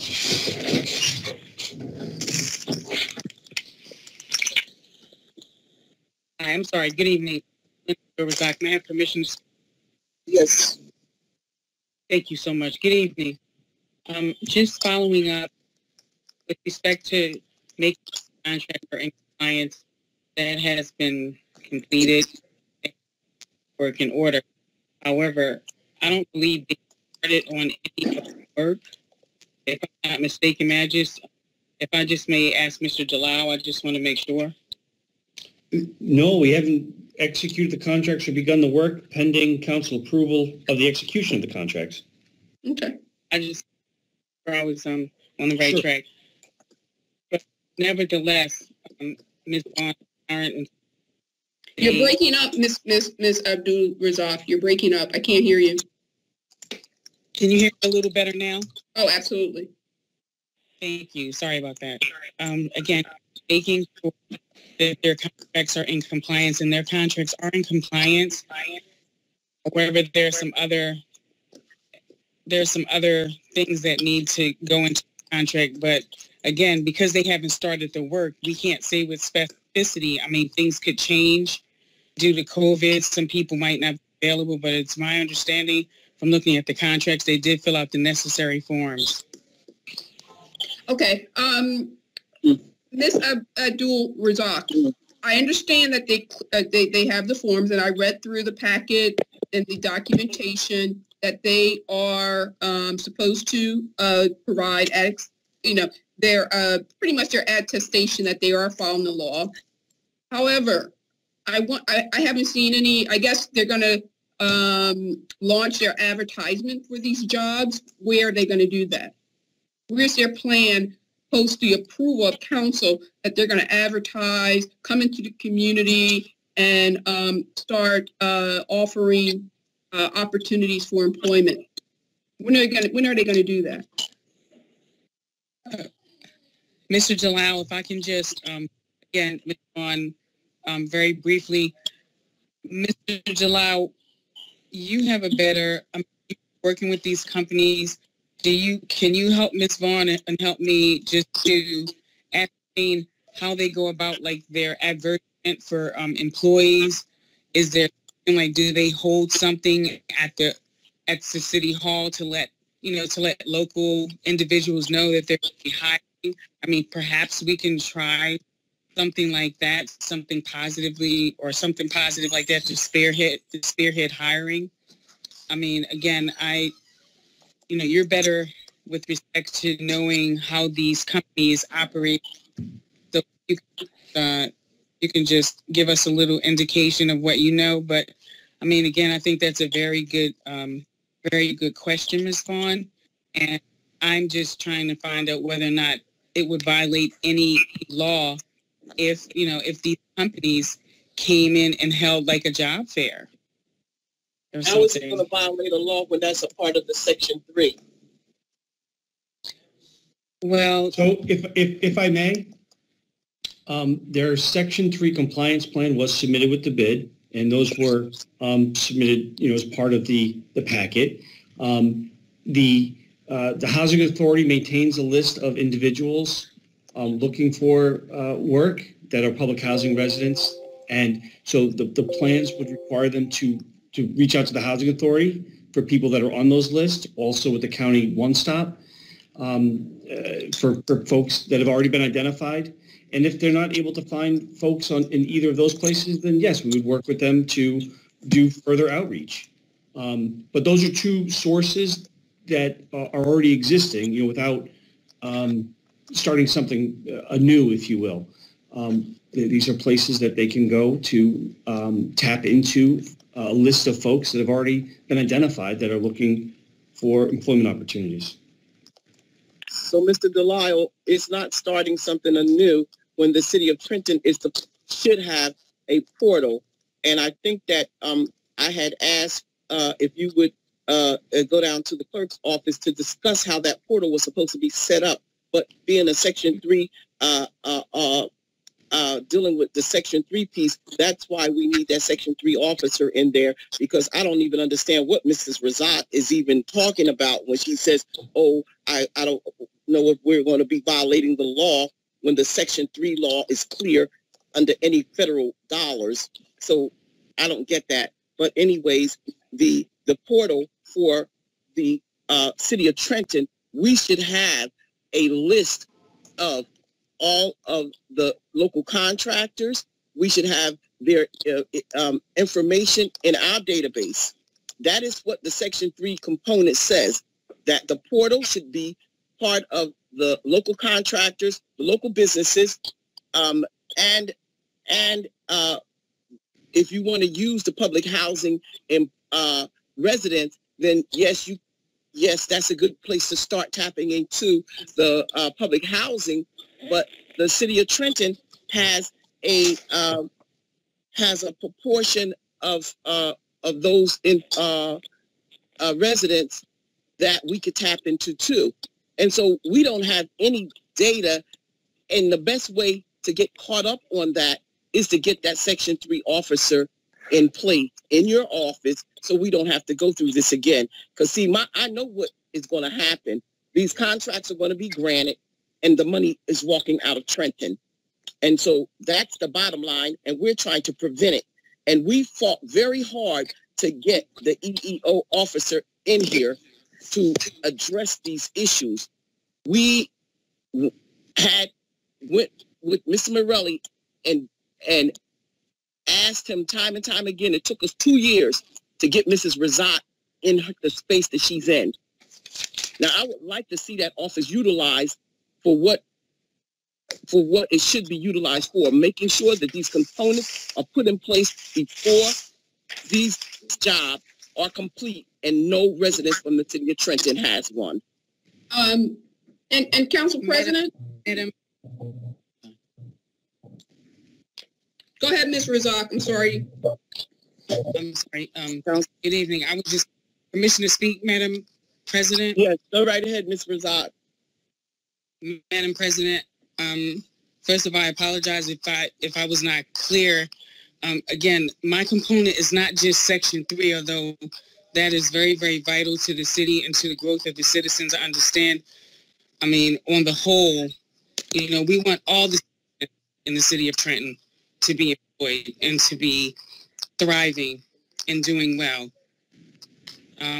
It was my understanding that there were some programs that the city of Trenton used to offer that would help bridge that and help with the employment and help us in all ways. And again, those are the programs I think I tried to talk about last time. I was wondering if maybe I might be able to reach out to you and talk to you concerning some other programs and some other projects that could, again, help in boosting, you know, Section 3 participation, as well as, you know, making, you know, again, different programs and different things, informing the public jobs and making sure that EEOC contracts.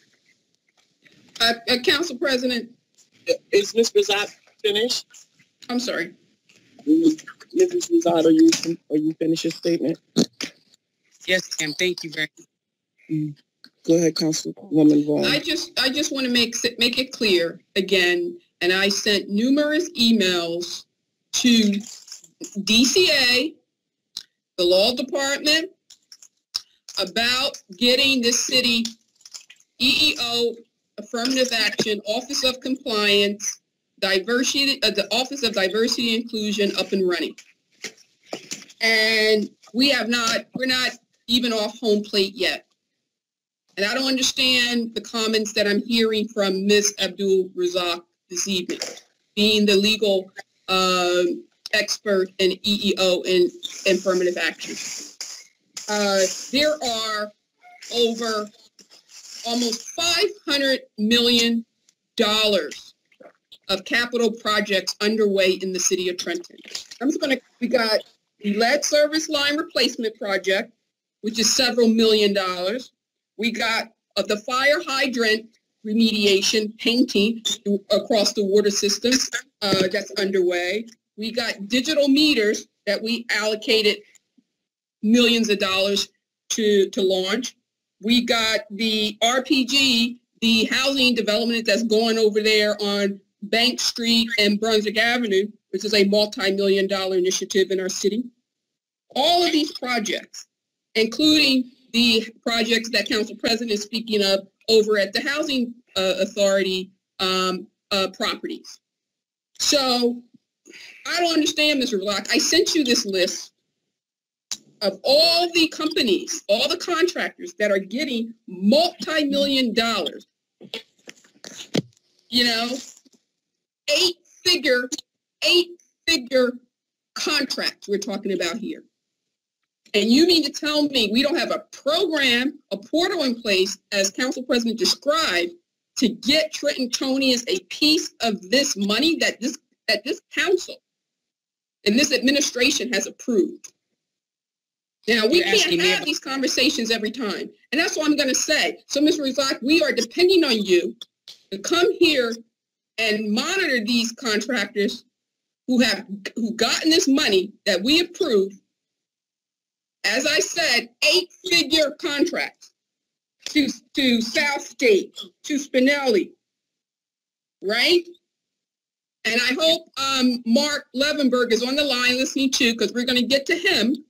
All of you directors are obligated to make sure when your department is managing multi-million-dollar projects, you have to be compliant with the law. So I'm going to stay on this. And Ms. Razak, I advise you to get up and speak with other folks in other municipalities, your counterparts, and get these programs installed in the city of Trenton. I appreciate it. Thanks, Council President. Okay, so I'm going to let this go, but I just do have to mention this. So I'm looking at 20-485, and I'm looking at the part where it says City of Trenton Residents Employment Policy. In order for the city of Trenton to keep an accurate reporting of community involvement and support in local development projects, the following is required by the city of Trenton, Ordinance 14-43, to be completed by each contractor and subcontractor. So the first page for Levy Construction Company, the contact person is Josh Levy, Vice President, Coulthard Boulevard. Then it says number of Trenton residents hired, as well as number of Trenton residents currently employed on this project. And the number is 0. The number of training positions, if any, and the amount of positions that will be filed by Trenton residents, 0. And so this is a problem for me. I guess it's not a problem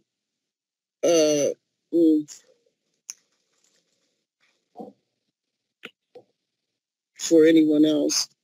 All righty. I just wanted to read that into the record.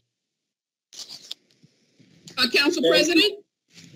Let's move on past this resolution and maybe you can speak to another. Yes, ma'am. Next, we have Resolution 20-534, a resolution approving the fiscal year 2020 to 2024 Consolidated Plan and the Community Development Block Grant Program, Home Investment Partnerships Program, and Emergency Solutions Grant Program, fiscal year 2020 Annual Action Plan.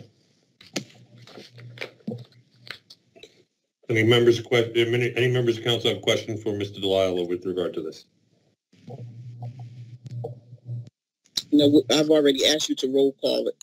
Yes, ma'am. So I'm sorry, I missed that. If no one has any questions, we can just keep going.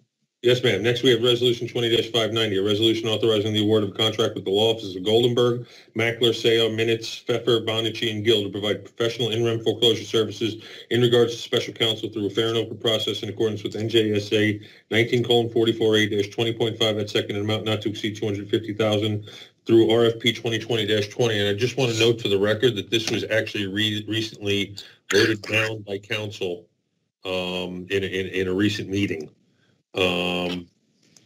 Just as a heads up on that. Yeah, and I would. Oh, Council President. If it was voted down, it shouldn't even be back, but it's here. If I may, the resolution it is not identical. There are a number of changes to clarify the purpose of it. It is for the same firm and for the same dollar amount. And it is being funded out of the vacant property trust fund. Mm-hmm. And I would also add that, this is for, primarily the tax foreclosure of vacant and abandoned and dilapidated properties that are throughout the city. That is certainly the target of them. And that you'll see that the total dollar amount is $250,000.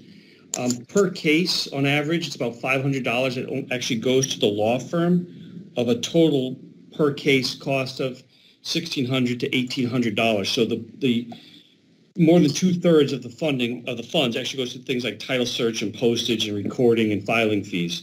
All those are reimbursable expenses paid through the law firm. So their actual cost to the law firm would be more like $70,000. That is Council President. Yes, Councilwoman Vaughn. I think somebody else. I don't want to, be a hog here, a mole. Did somebody else want to say something? For real? Was it Jarrell? I think it was. I said for real. You don't want to hog time. Oh yeah. For real. Thank you, Council President. I just want to say, about this. I would like this roll call, and I just want to say, this is the Buki Law Firm. This is related to I believe we voted it down because he was deemed the national renowned expert on foreclosures, and initially it was put forward to this council to provide his services for the the foreclosure on the Lafayette Hotel. And I'm just saying that at the end of the day, you know, a name by any other name is still, what is it, a rose by the name of, what is it? Is a rose by any other name is still a rose. And, you know, you can call it what you want, but we all know what this is. And we voted down all related resolutions and ordinance. We had a bond ordinance for $6.8 million to purchase the West Side market. And then, you know, it was rumored that the money was going to be used for the hotel. And then we got this foreclosure, this fancy high-end lawyer to do the foreclosure on the hotel. So I just think that this is an insult to this council to think that you can run this type of game on us. I'm not interested in these games, and I can say what I want to say and how I want to say it for the most part. I'm just saying that the $250,000 for the Buki law firm, it was on the record that law director, Ms. Morelli, clearly said that Mr. Buki is the foremost foreclosure expert, and he was initially presented to us to do the foreclosure on the hotel. And I don't think that's changed. So I would like this roll call. Thank you, Council President.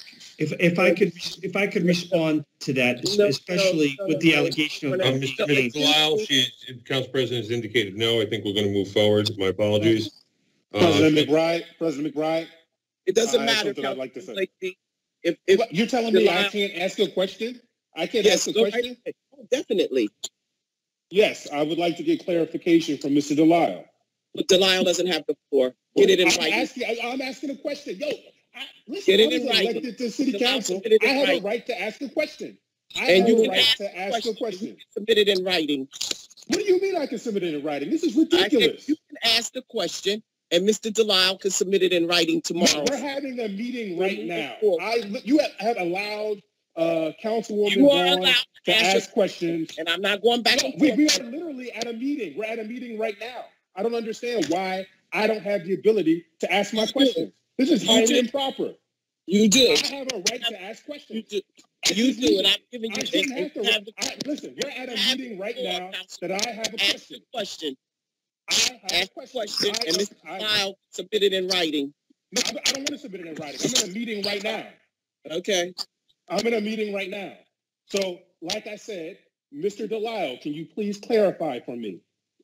I don't understand why it is a problem when I have a question that I want to ask. This is becoming extraordinarily improper, and it's just ridiculous. I'm an elected member of this body, just like you. And I should be able to ask questions. I should be able to ask questions as often as I want. You have Councilwoman Vaughn that asks questions for 30 minutes and no one says anything. I ask one question and it's a problem. Council President, I believe I'll take that as an appeal to hear Mr. Delisle from Mr. Blakely. And I said Mr. Delisle could put it in writing. Yes, ma'am. You can hear it in writing. I want to hear it now. Keep it moving.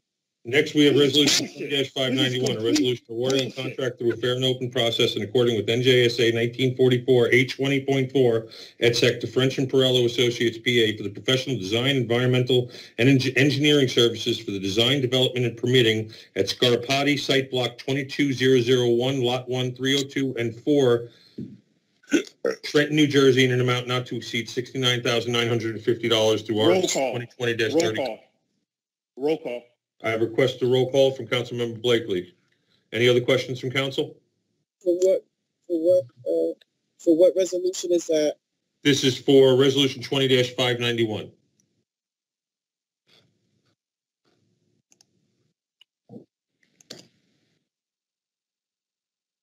Next, we have resolution from the Department of Recreation, Natural Resources, and Culture. Maria Richardson, Director. We have Resolution 20-592, a resolution authorizing application and acceptance of a TD Bank Tree Days grant to plant trees in Hall Cadwallader Park.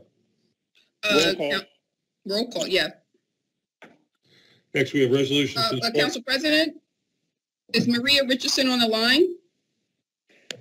Yes, I am on the line, Councilwoman. I have a question. Why can't I ask questions when I have questions that I'd like to ask? I don't understand. Councilwoman Vaughn could ask questions ad nauseum, and when I have a question, I can't. I'd like an answer.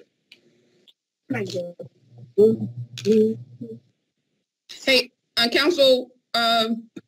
Councilman Blakely, could I just ask Director Richardson a question about the resolution? Of course, I'm going to roll call every single one. We're going to be at this council meeting forever. Okay. On Thursday. Thank you. 2592, Director Richardson. I'm just concerned if you can just tell us a little bit about the resolution and how much the grant is, because again, the dollar amount is not here.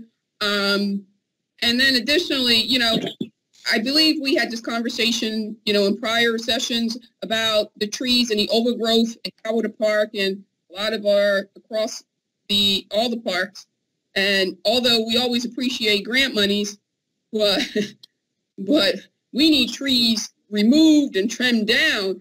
I can't imagine where in Cowada Park are we going to be planting trees and what type of trees? Well, we actually need to plant trees because if we are removing trees, we should make every attempt to replace them. It is not true that we are not pruning and removing trees. My crew is out there every day, at least for 8 hours, removing and pruning trees. Again, I have one crew, and obviously they could only be at one place at the time. Right now, they are working in the Mill Hill area and also in the Cowada Park area. We will be accepting $20,000 grant, applying and accepting $20,000 grant. It will provide for about between 40 and 50 trees. In Cowada Park, we will try to choose trees that will conform with the master plan for Cowada Park. And obviously, we will try to, we will not plant any ash trees, as we know that they are all getting sick and we will have to remove them. So we will be using different types of trees as it is recommended by the forest experts. Thank you. Can we continue, Mr. Collins? Yes, ma'am. Next, we have Department of Water and Sewer. I have a point of information. Yes, sir. I am really, really disturbed. I am a duly elected member of this body, and I am not able to do my job effectively by not being able to ask questions because the council chair is not allowing me to do my duty by asking questions as she has given everyone else who has requested to speak, or everyone who has asked a question, she has allowed them to do so. This is becoming highly prejudicial. I am not being able to do my job, and I just wanted to state on the record what can I do to stop, her from not allowing me to ask questions to do my duty. This is, and I'm asking this to the law department because what's the use of me attending these meetings if I'm not even able to ask questions? I mean, it's a complete waste of my time. I have better things to do if I can only be a spectator. I was elected just like her. You can appeal a ruling from the chair and call for a vote from council. You would introduce a motion to appeal the ruling from the chair, look for a second, and then have the council vote on whether your appeal would be granted or not against the chair. In which case, at which point, if the council as a whole decides that they would like to hear the question, they will vote in that manner. If they decide against it, they will not, and the question will be sequestered, and we will move forward. Okay, so I would like to motion to reconsider the council president's decision. We live in a democracy. I'm an elected member of this body. You may not like what I have to say, but today it's me, tomorrow it's you. And council president thinks she's the queen. She thinks she's the queen of England, and she's just the city council president in Trenton. Please do not call names. As a point of order, we're going to not call names. If I was calling names, I'd say some other stuff. But my point is this: I would like to reconsider it. So we have a motion to appeal the chair for Mr. Delisle, to ask Mr. Delisle the question. Do I have a second to that motion? Second. I have a second from. I'm sorry, it was before Mr. Harrison who spoke. Yes. It was Mr. Michel. So I have a second by Mr. Michel.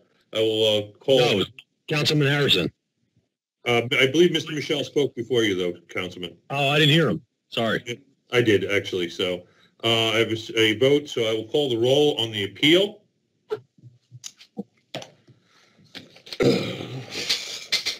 Councilman Blakely. Yes. Councilmember Caldwell-Wilson. No. I have a no. Councilman Harrison. Yes. Councilman Michelle. No. Councilman Rodriguez. No. Councilmember Vaughn. No. Noes have it. We know we don't need to go any further, but for the record, Councilmember McBride. No. So the appeal is overturned, and we will proceed. Next, we have resolution. Okay, got you. Next, we have resolution 20-592, a resolution authorizing, actually, we already decided to roll call that. My apologies. Next, we have resolutions from the Water Department. Mark Lopsberg, acting interim director, resolution 20-593. A resolution authorizing a contract award to She International for computer equipment, desktop servers, and storage, including peripherals and related services through NASPO Value Point Computer State Contract MNWNC-117 in an amount not to exceed $37,948. Councilman Blakely, the gentleman has requested that this be roll call. Does any other members of council have any questions for Mr. Lavenberg? Next, we have Resolution 20-594, a resolution authorizing contract award to 72 Hour LLC doing business as National Auto Fleet Group for the purchase of 3 2021 Freightliner M2-106 setback axle chassis with Bow Rock 11-foot heated dump bodies with accessories for the City of Trenton, Department of Water and Sewer, Trenton Waterworks, construction and maintenance crew, C&M personnel in an amount not to exceed $421,326. Roll call. A roll call requested. Any council members have any questions for Mr. Lavenberg? Yeah, I have a question. Please proceed, sir. Is this resolution in any way related to the $33 million that were presented to us a couple of weeks ago? I see vehicles here, I saw vehicles there, various vehicles, but they didn't specify. Are these part of those vehicles that were going to be bought with the $33 million? Council President, permission to speak? Yes, go right ahead. Yes, Councilman Rodriguez, this is going to be coming out of our capital fund. This is not part of the bonded money that we wanted to get. These vehicles are in sore need of replacement.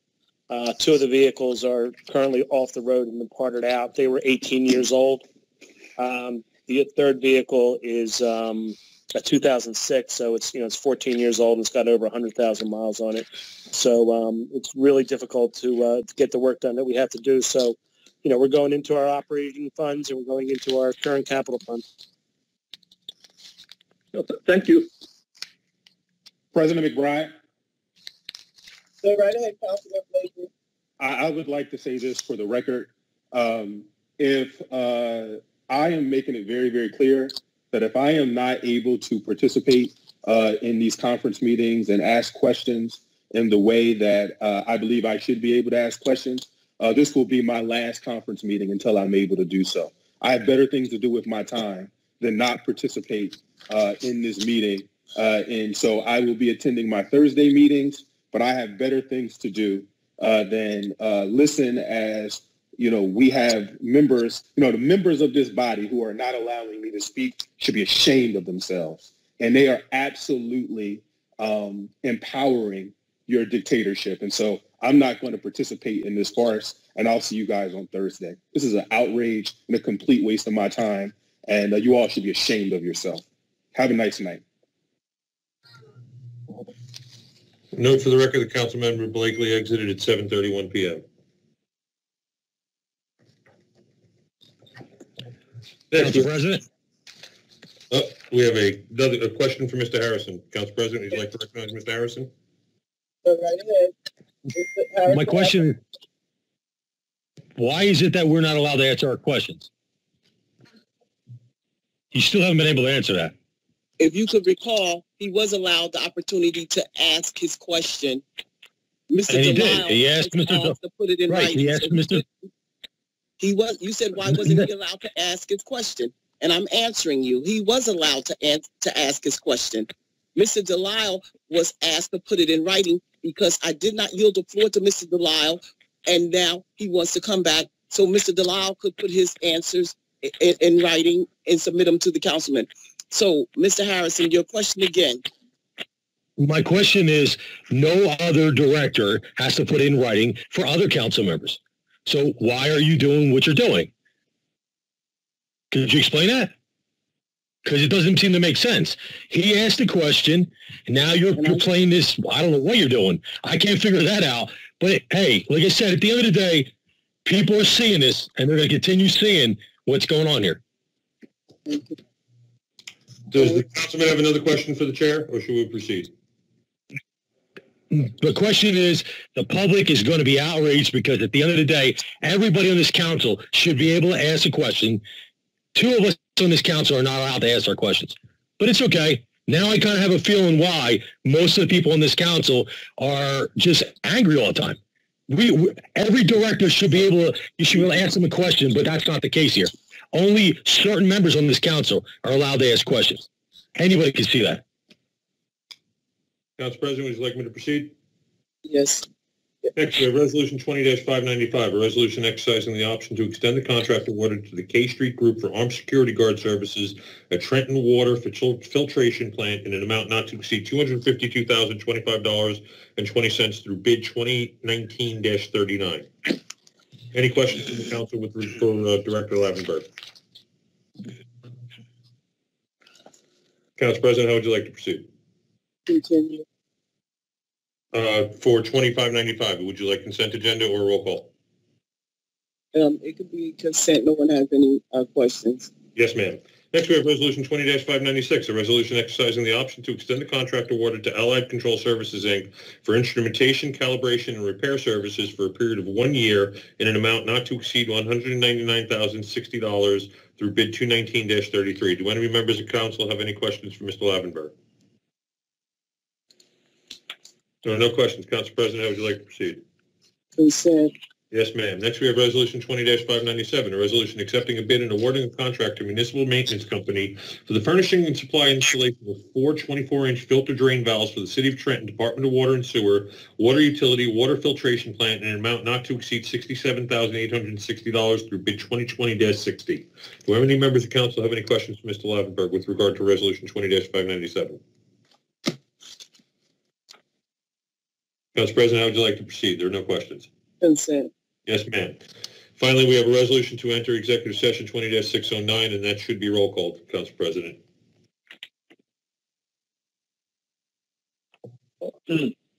Council President? Yes, Councilman. I was given a memo that was sent by the law department. Well, excuse me, sir, but I'm actually going to ask you to not speak publicly about that memo. That is confidential and privileged, and it is under direct order not to speak about it. Yes, we're going to take that into consideration. That is a separate matter, not related to this. Okay. As far as that memo goes, and I have specific reasons for that.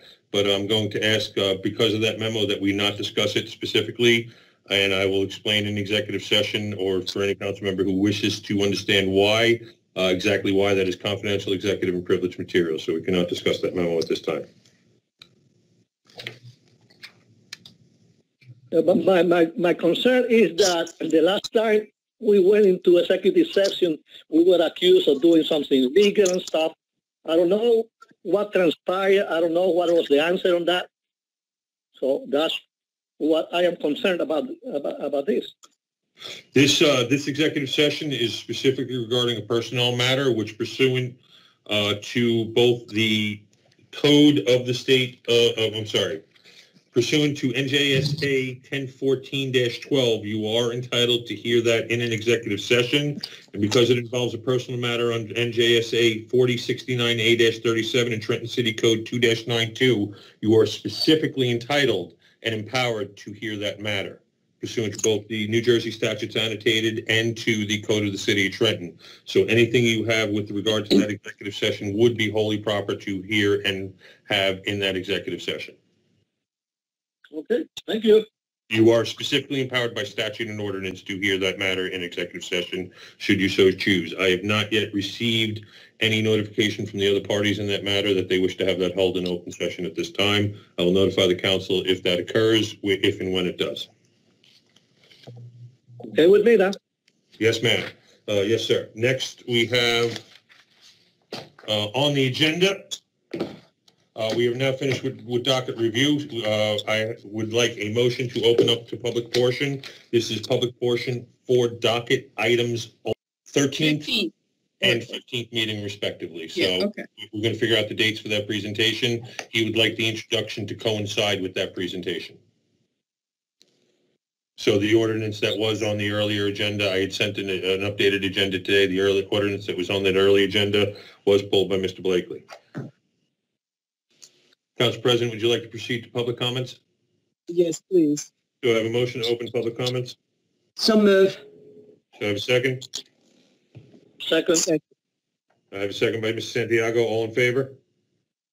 Aye. Any opposed?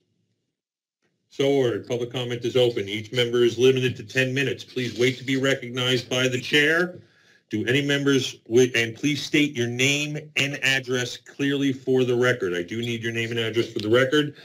Council President, I have Ms. Sherry Garrett seeking recognition from the chair. Go right ahead, Ms. Garrett. Ms. Garrett, please unmute yourself.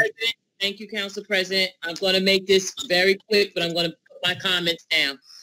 Under Department Administration, I'm not understanding why the 2572 was the proposals for this service was rejected, and how many were they, and why were they rejected? Real quick, please.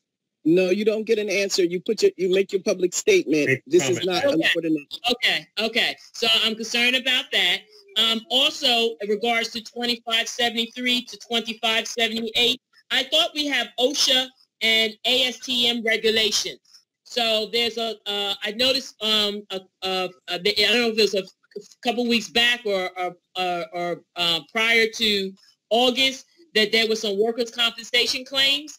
I mean, why are we, this is, if this is accumulative over a long period, I mean, many cases, and within a year, this can really add up to a lot of money. So I'm not sure if these people were in protective gear or what the situation is, but that needs to be addressed.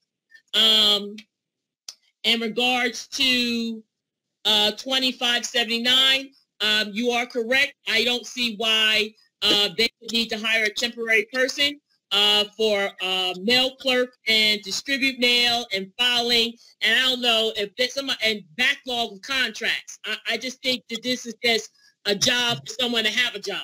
So I'm sure everybody who works in administration has some time, and their job responsibilities is not so much that they can't intercede or take part in doing these duties.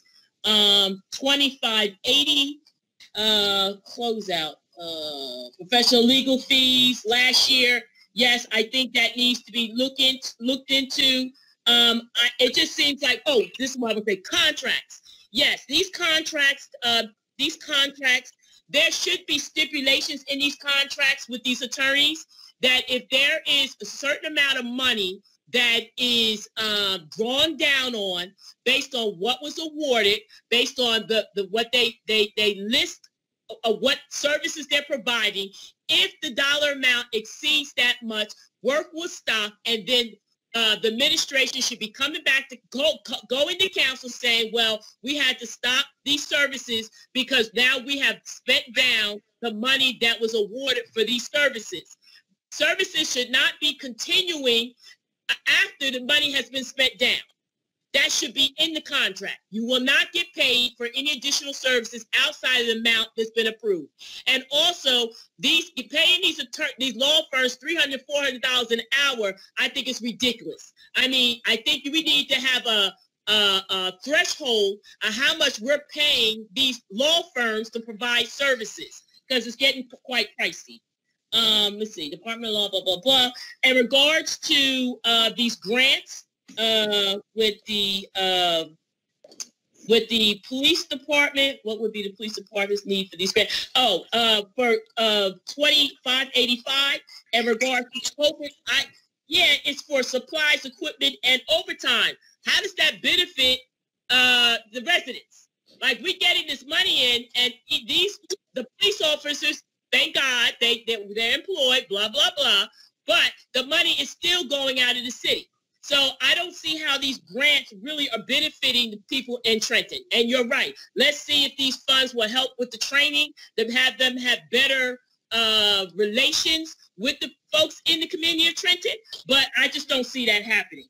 Let's see. What is the purpose? Resolution 2588, your utility appropriation. What is the purpose? What is the purpose I have on here? I got what is the purpose. I'm not going to stay on that because I want to go down. Resolution 2584. Oh, I got the cost. Department of Health and Human Services. What do I have on that? I think you guys are going to ask more questions. I mean, I think council's going to ask more questions about the amount invested. I'm waiting to hear that on Thursday. In regards to the Department of Housing and Economic Development, in regards to these contracts, the Section 3 regulations. With Section 3 regulations, each contractor that's being awarded federal funds, and I know this for a fact because I monitored federal and state programs in the state of New Jersey, but each prime or whoever is being a company is awarded these monies has to advertise in local newspapers. They have to provide that for the first phase. They have to show 2 or 3 articles that they advertise in the newspaper, in a local newspaper, and I think it has to have, depending on the makeup of the various languages in the city, it has to be printed in, if there's a large population of Latinos, it has to be printed in Spanish. If there's a large population of Asians, it has to be printed in their language and in English. That is a requirement. That's a federal requirement. As well, there is a form. Once they hire these employees, they have to list these employees. I think there is a form, a Section 3 form. They have to list the employees and where these employees live, like they live in the city of Trenton, not their street address, but they have to state they live in Trenton, and they have to state also what they hired them for. That's a requirement if it's federal funds being used for construction. So that, I don't know why there's a mix-up with that, but anybody who's a Section 3 officer or Section 3 specialist knows this. Let me go on. Department of Recreation, I agree with council as well in regards to 2592. We have lots of trees. Yes, they are dying, but we are not. I heard what Ms. Richardson stated. She has people out there 8 hours every day pruning trees. Okay, I'm not saying they're not out there pruning trees, but I haven't seen anybody out there because I'm always emailing. Well, not always, but I have emailed through the year, especially coming into 2020, spring of 2020, started emailing Public Works about pruning these trees back from the streets, okay? And I mean, I'm not saying they're not doing it, but I don't see enough of that going on. In regards to... 2 minutes remaining, ma'am. Okay, in regards to... I'm going to wrap it up. Authorizing the purpose of the equipment for Trenton Waterworks, I agree with council as well. Yeah, if it's coming out of the capital fund, current fund, how much, where is the procurement? That's what I should say. So I'll wrap it up with that. Where is the procurement? There should be a procurement where when things have to be purchased, that there's money showing that when they draw down on this, there's money available to buy these things out of the capital fund and current fund. So I didn't hear them mention any of that. And Also, I'd like to just wrap it up with this in regards to Councilman Blakely. I mean, and he was allowed to ask the question. The council has a right. He was tabling that or asked the administrator or the person who was head of that department to put it in writing. That's what she should have done, and she did. He asked for, he blatantly came out and started making accusations, and then he asked for an appeal. He asked the clerk for what he should do about it. He got the answer. He put it forth, and then he's still moaning and groaning. Councilman Blakey's being paid. He's being paid. Now he hangs the phone up, and then Thursday he wants to vote on this stuff. He should not be allowed to vote. That's out of line. And Mr. Harris, no one is stopping anyone from asking questions. Mr. Blakely asks questions every council meeting and add more on than what is actually on the agenda. That's it. Thank you. I'll speak again on Thursday. Thank you for allowing me to share. Council President, we have Sheila Addison seeking recognition by the chair. Yes, go right ahead. Ms. Addison, please unmute yourself and be recognized. State your name and address for the record. Hi, my name is Sheila Addison. My address 101 Celia Way, Ewing, New Jersey. I'm here representing Homefront. I'm just smiling because I wanted to just come aboard and say thank you. You know, thank you in regards to Resolution 20-534 for partnering with us and for making funds available for us to serve our clients out here at the shelter who are all Trenton City residents. All of our referrals come straight from Trenton, and just being able to partner with you, it has, and not only this year, but in previous years too. So I wanted to come on and say thank you. You know, we are grateful. Those funds are going to good use. And, you know, just wanted to come up here and invite you all to come out and see what we're actually doing out here. If anybody on the council would like to come out for a visit, we'd be happy to have you out here, even going through this hard period of COVID time because of funding and monies that have been available to us. We've been COVID-free from the day that, you know, we went into shelter in place back in March up currently until this day. And so we'll be able to utilize that with, you know, funds that we are receiving. And I just wanted to say thank you. And the clients and those we serve out here and our staff, we thank you. Everybody is healthy. Everybody is safe. And, you know, we just appreciate all the good things that is being done with money that's being provided for us. And thank you. That's all I have. Thank you. Thank you. Thank you. Council President, next we have Cheryl Snyder seeking recognition. Hello, Council. Yes. Good evening. Cheryl Snyder here at 410 North Olden Avenue. Good evening. Hello. Thank you, Madam President. I just wanted to speak on two dockets. Docket number 20489. I just want to say, please move forward with the demolition of these dilapidated houses. In the East Trenton neighborhood, which is the North Ward, we have so many dilapidated homes and they're falling apart. It's an accident waiting to happen. Please move forward with that docket. The next one is 20488. Please proceed with the renovation of the North Clinton Recreation Center. Our children need a safe haven, and I think this center would be what they need. Thank you. Anybody else in the chair? Yes. Who's speaking? Yes, my name is Faith Ann Pearson. I live in the East Ward. I live on Sherman Avenue. Like Sherelle just said, the 488 with the North Clinton Recreation Center needs to pass. Also, the demolition, which is 2489. I would like also to see to it that the 2591, which is the environmental cleanup of the old Scarpati site on Mulberry. This community is vibrant. We really enjoy living here, but because the city council and all has been slow, we're almost hesitant to try to push you. But we really do need this to go through, because the blight in the city is getting bad. It's getting worse, especially with COVID-19. More and more people are not being able to go out and enjoy themselves like they should, and they also don't have the funds to keep their own properties up. So please, I would like you to try your best.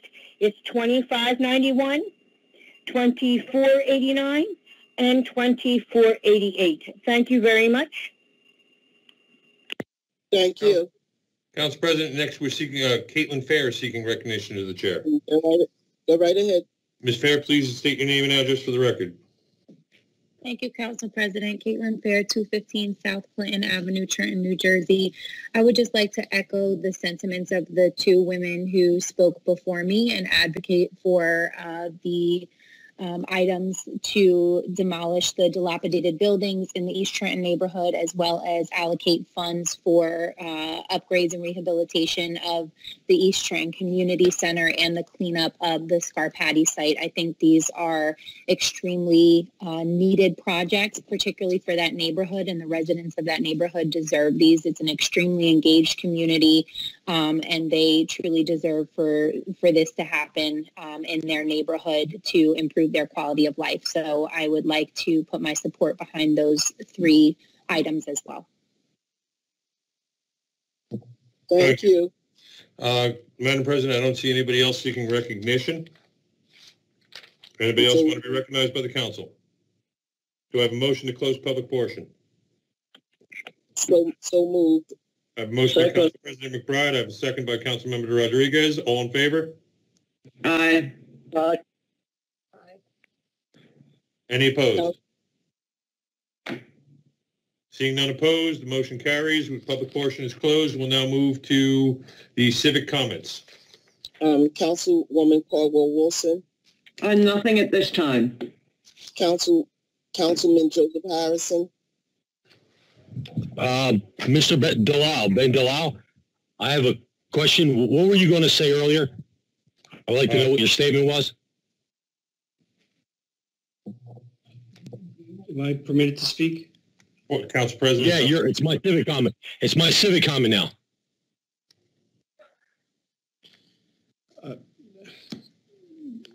Madam President, may I respond? Go right ahead, Mr. Dalal. You know when you cross, you know when the line is being crossed, and so you know you understand. There was no line crossed. There was no line crossed. Councilman, I will certainly follow up in detail in writing. I was only going to state that the law firm is one that the council has approved in the past, about a year. It's a 1-year contract. We approved them a year and a half ago. They do the tax foreclosures throughout the city.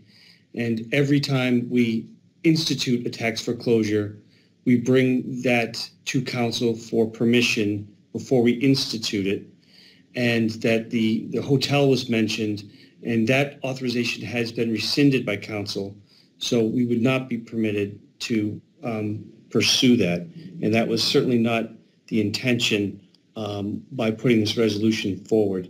There's a number of delinquents. The last tax sale, there was over 800 certificates that weren't sold by third-party investors. So, I think it's important that the city collect its taxes and take properties that are not being collected on and are delinquent, that we can then put them on the auction or put them into productive use in some other fashion. Thank you, Mr. Lau. I appreciate your answer and continue the great work. You're welcome, Councilman.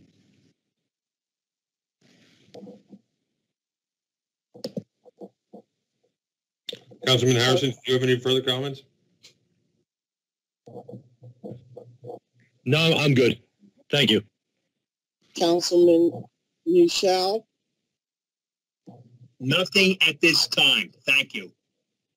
Councilman Rodriguez. No comments. Councilwoman Vaughn. Yes, and I'll, if who's on the line with the law department? We have Mr. DeWitt, and we also had Ms. Jacqueline Abdur-Razak. Okay. They're both still present. Okay. I just wanted to quickly speak to the public about Ordinance 2051 that Mayor Gussior has vetoed.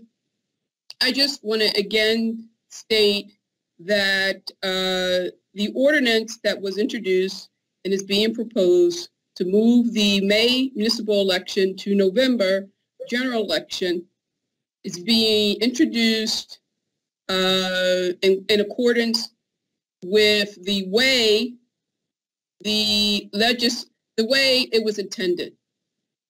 This was the legislative intent when the ordinance, the way the law permits our municipality or any municipality in the state of New Jersey to move their municipal elections.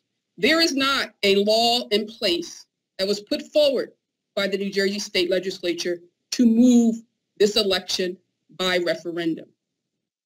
If there is such a law, I would like the law department to put it forward to the council immediately, because I think I believe wholeheartedly that the mayor is doing the community and the electorate a disservice by attempting to circumvent the legislative intent.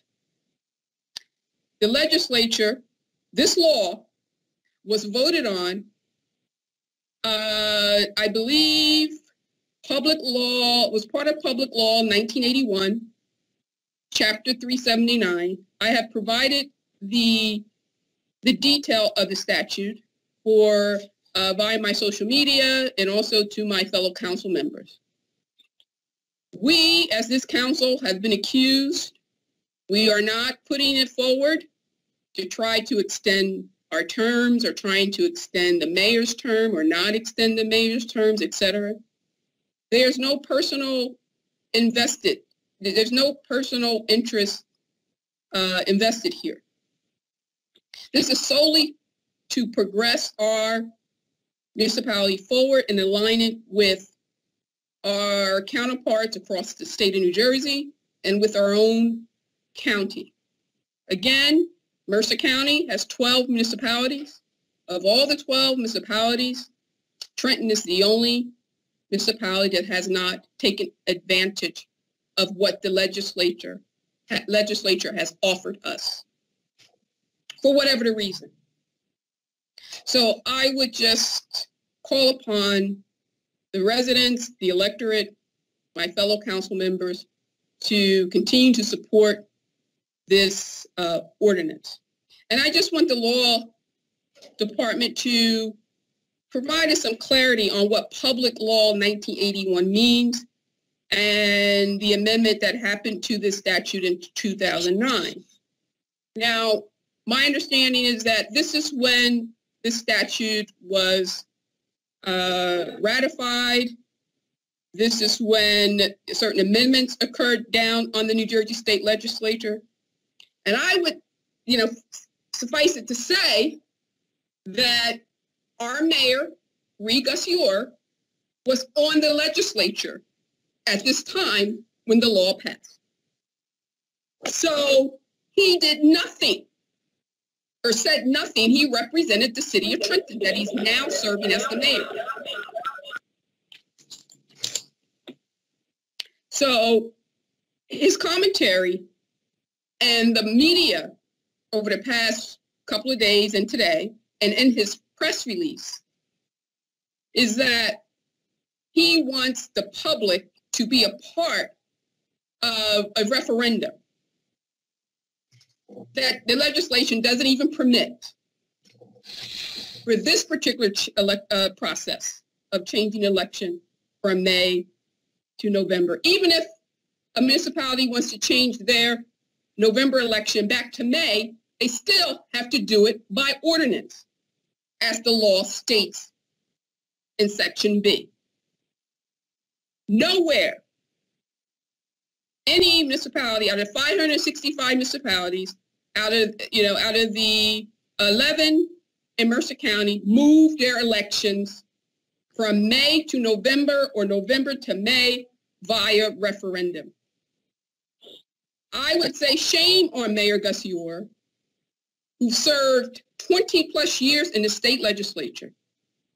And he did nothing when he was down on the state legislature serving to amend, overturn the law, and now he stands today to prevent the progress of the city that he governs over.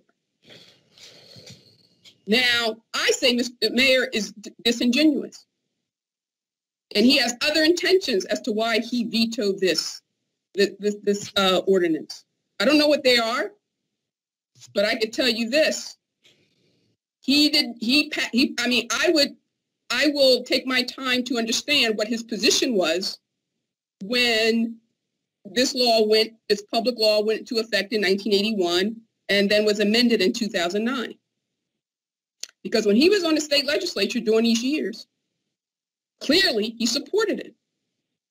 And now he proposes to usurp it and try to restate it and try to say that he wants to move it by referendum when the law doesn't permit him or the council or this municipality to do so.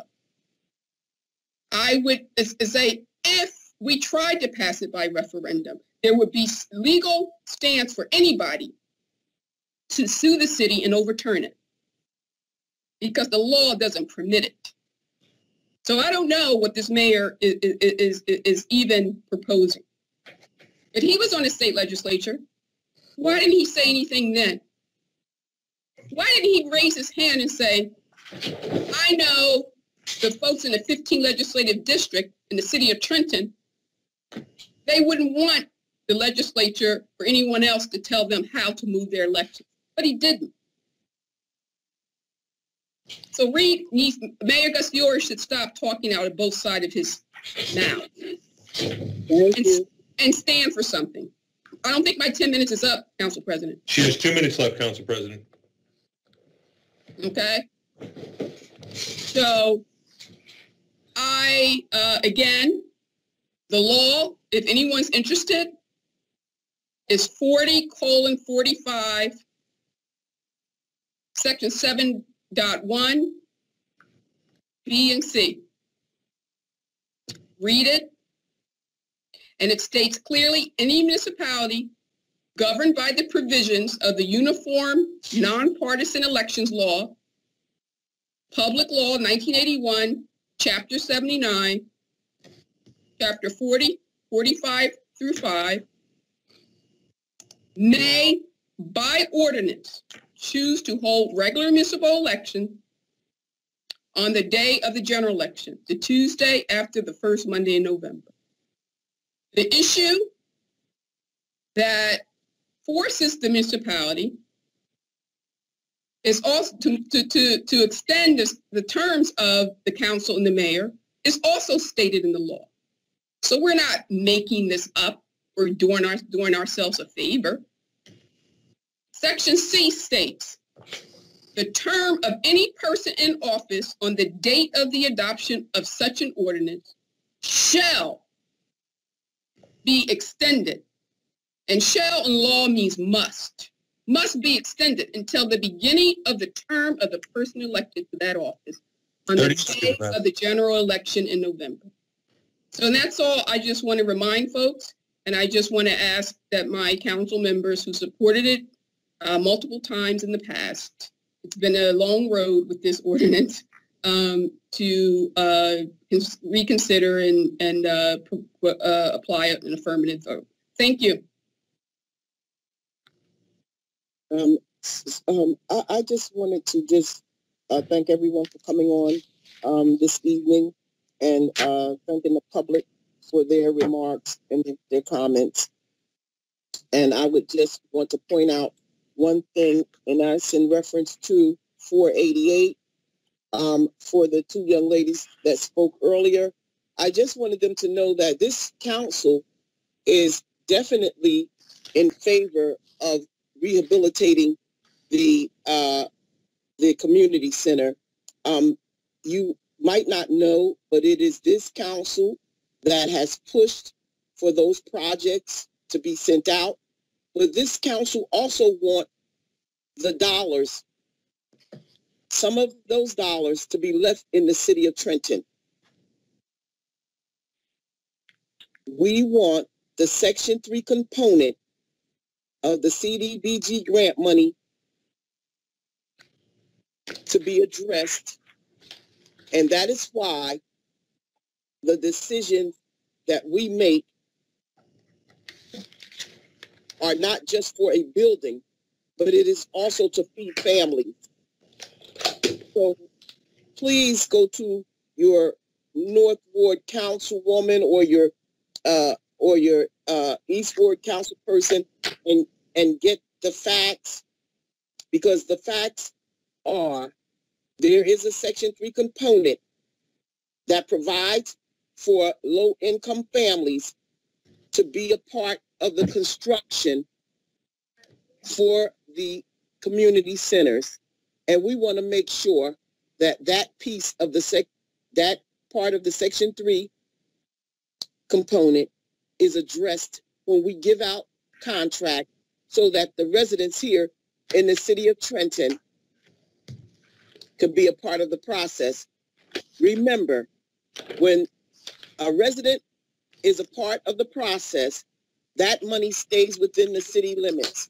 That money goes to the restaurants, to the grocery stores, to all of the bodegas, to all of the businesses in the city. When the money goes out of the city, that's where it stays. And so as much as we want to see the renovation of the community centers and the senior centers, we also want to see money stay in our community.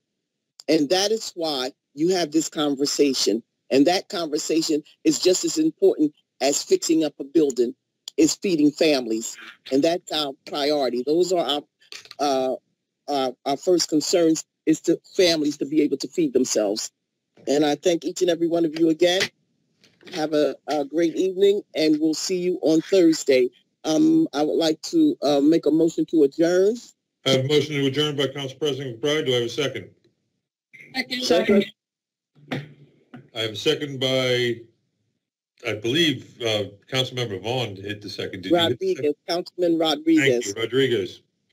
All in favor of adjourning? Aye. Aye. Any opposed? So ordered. We are adjourned at 8:10 p.m. Thank you, everybody. Be safe and well. Thank you. Thank you.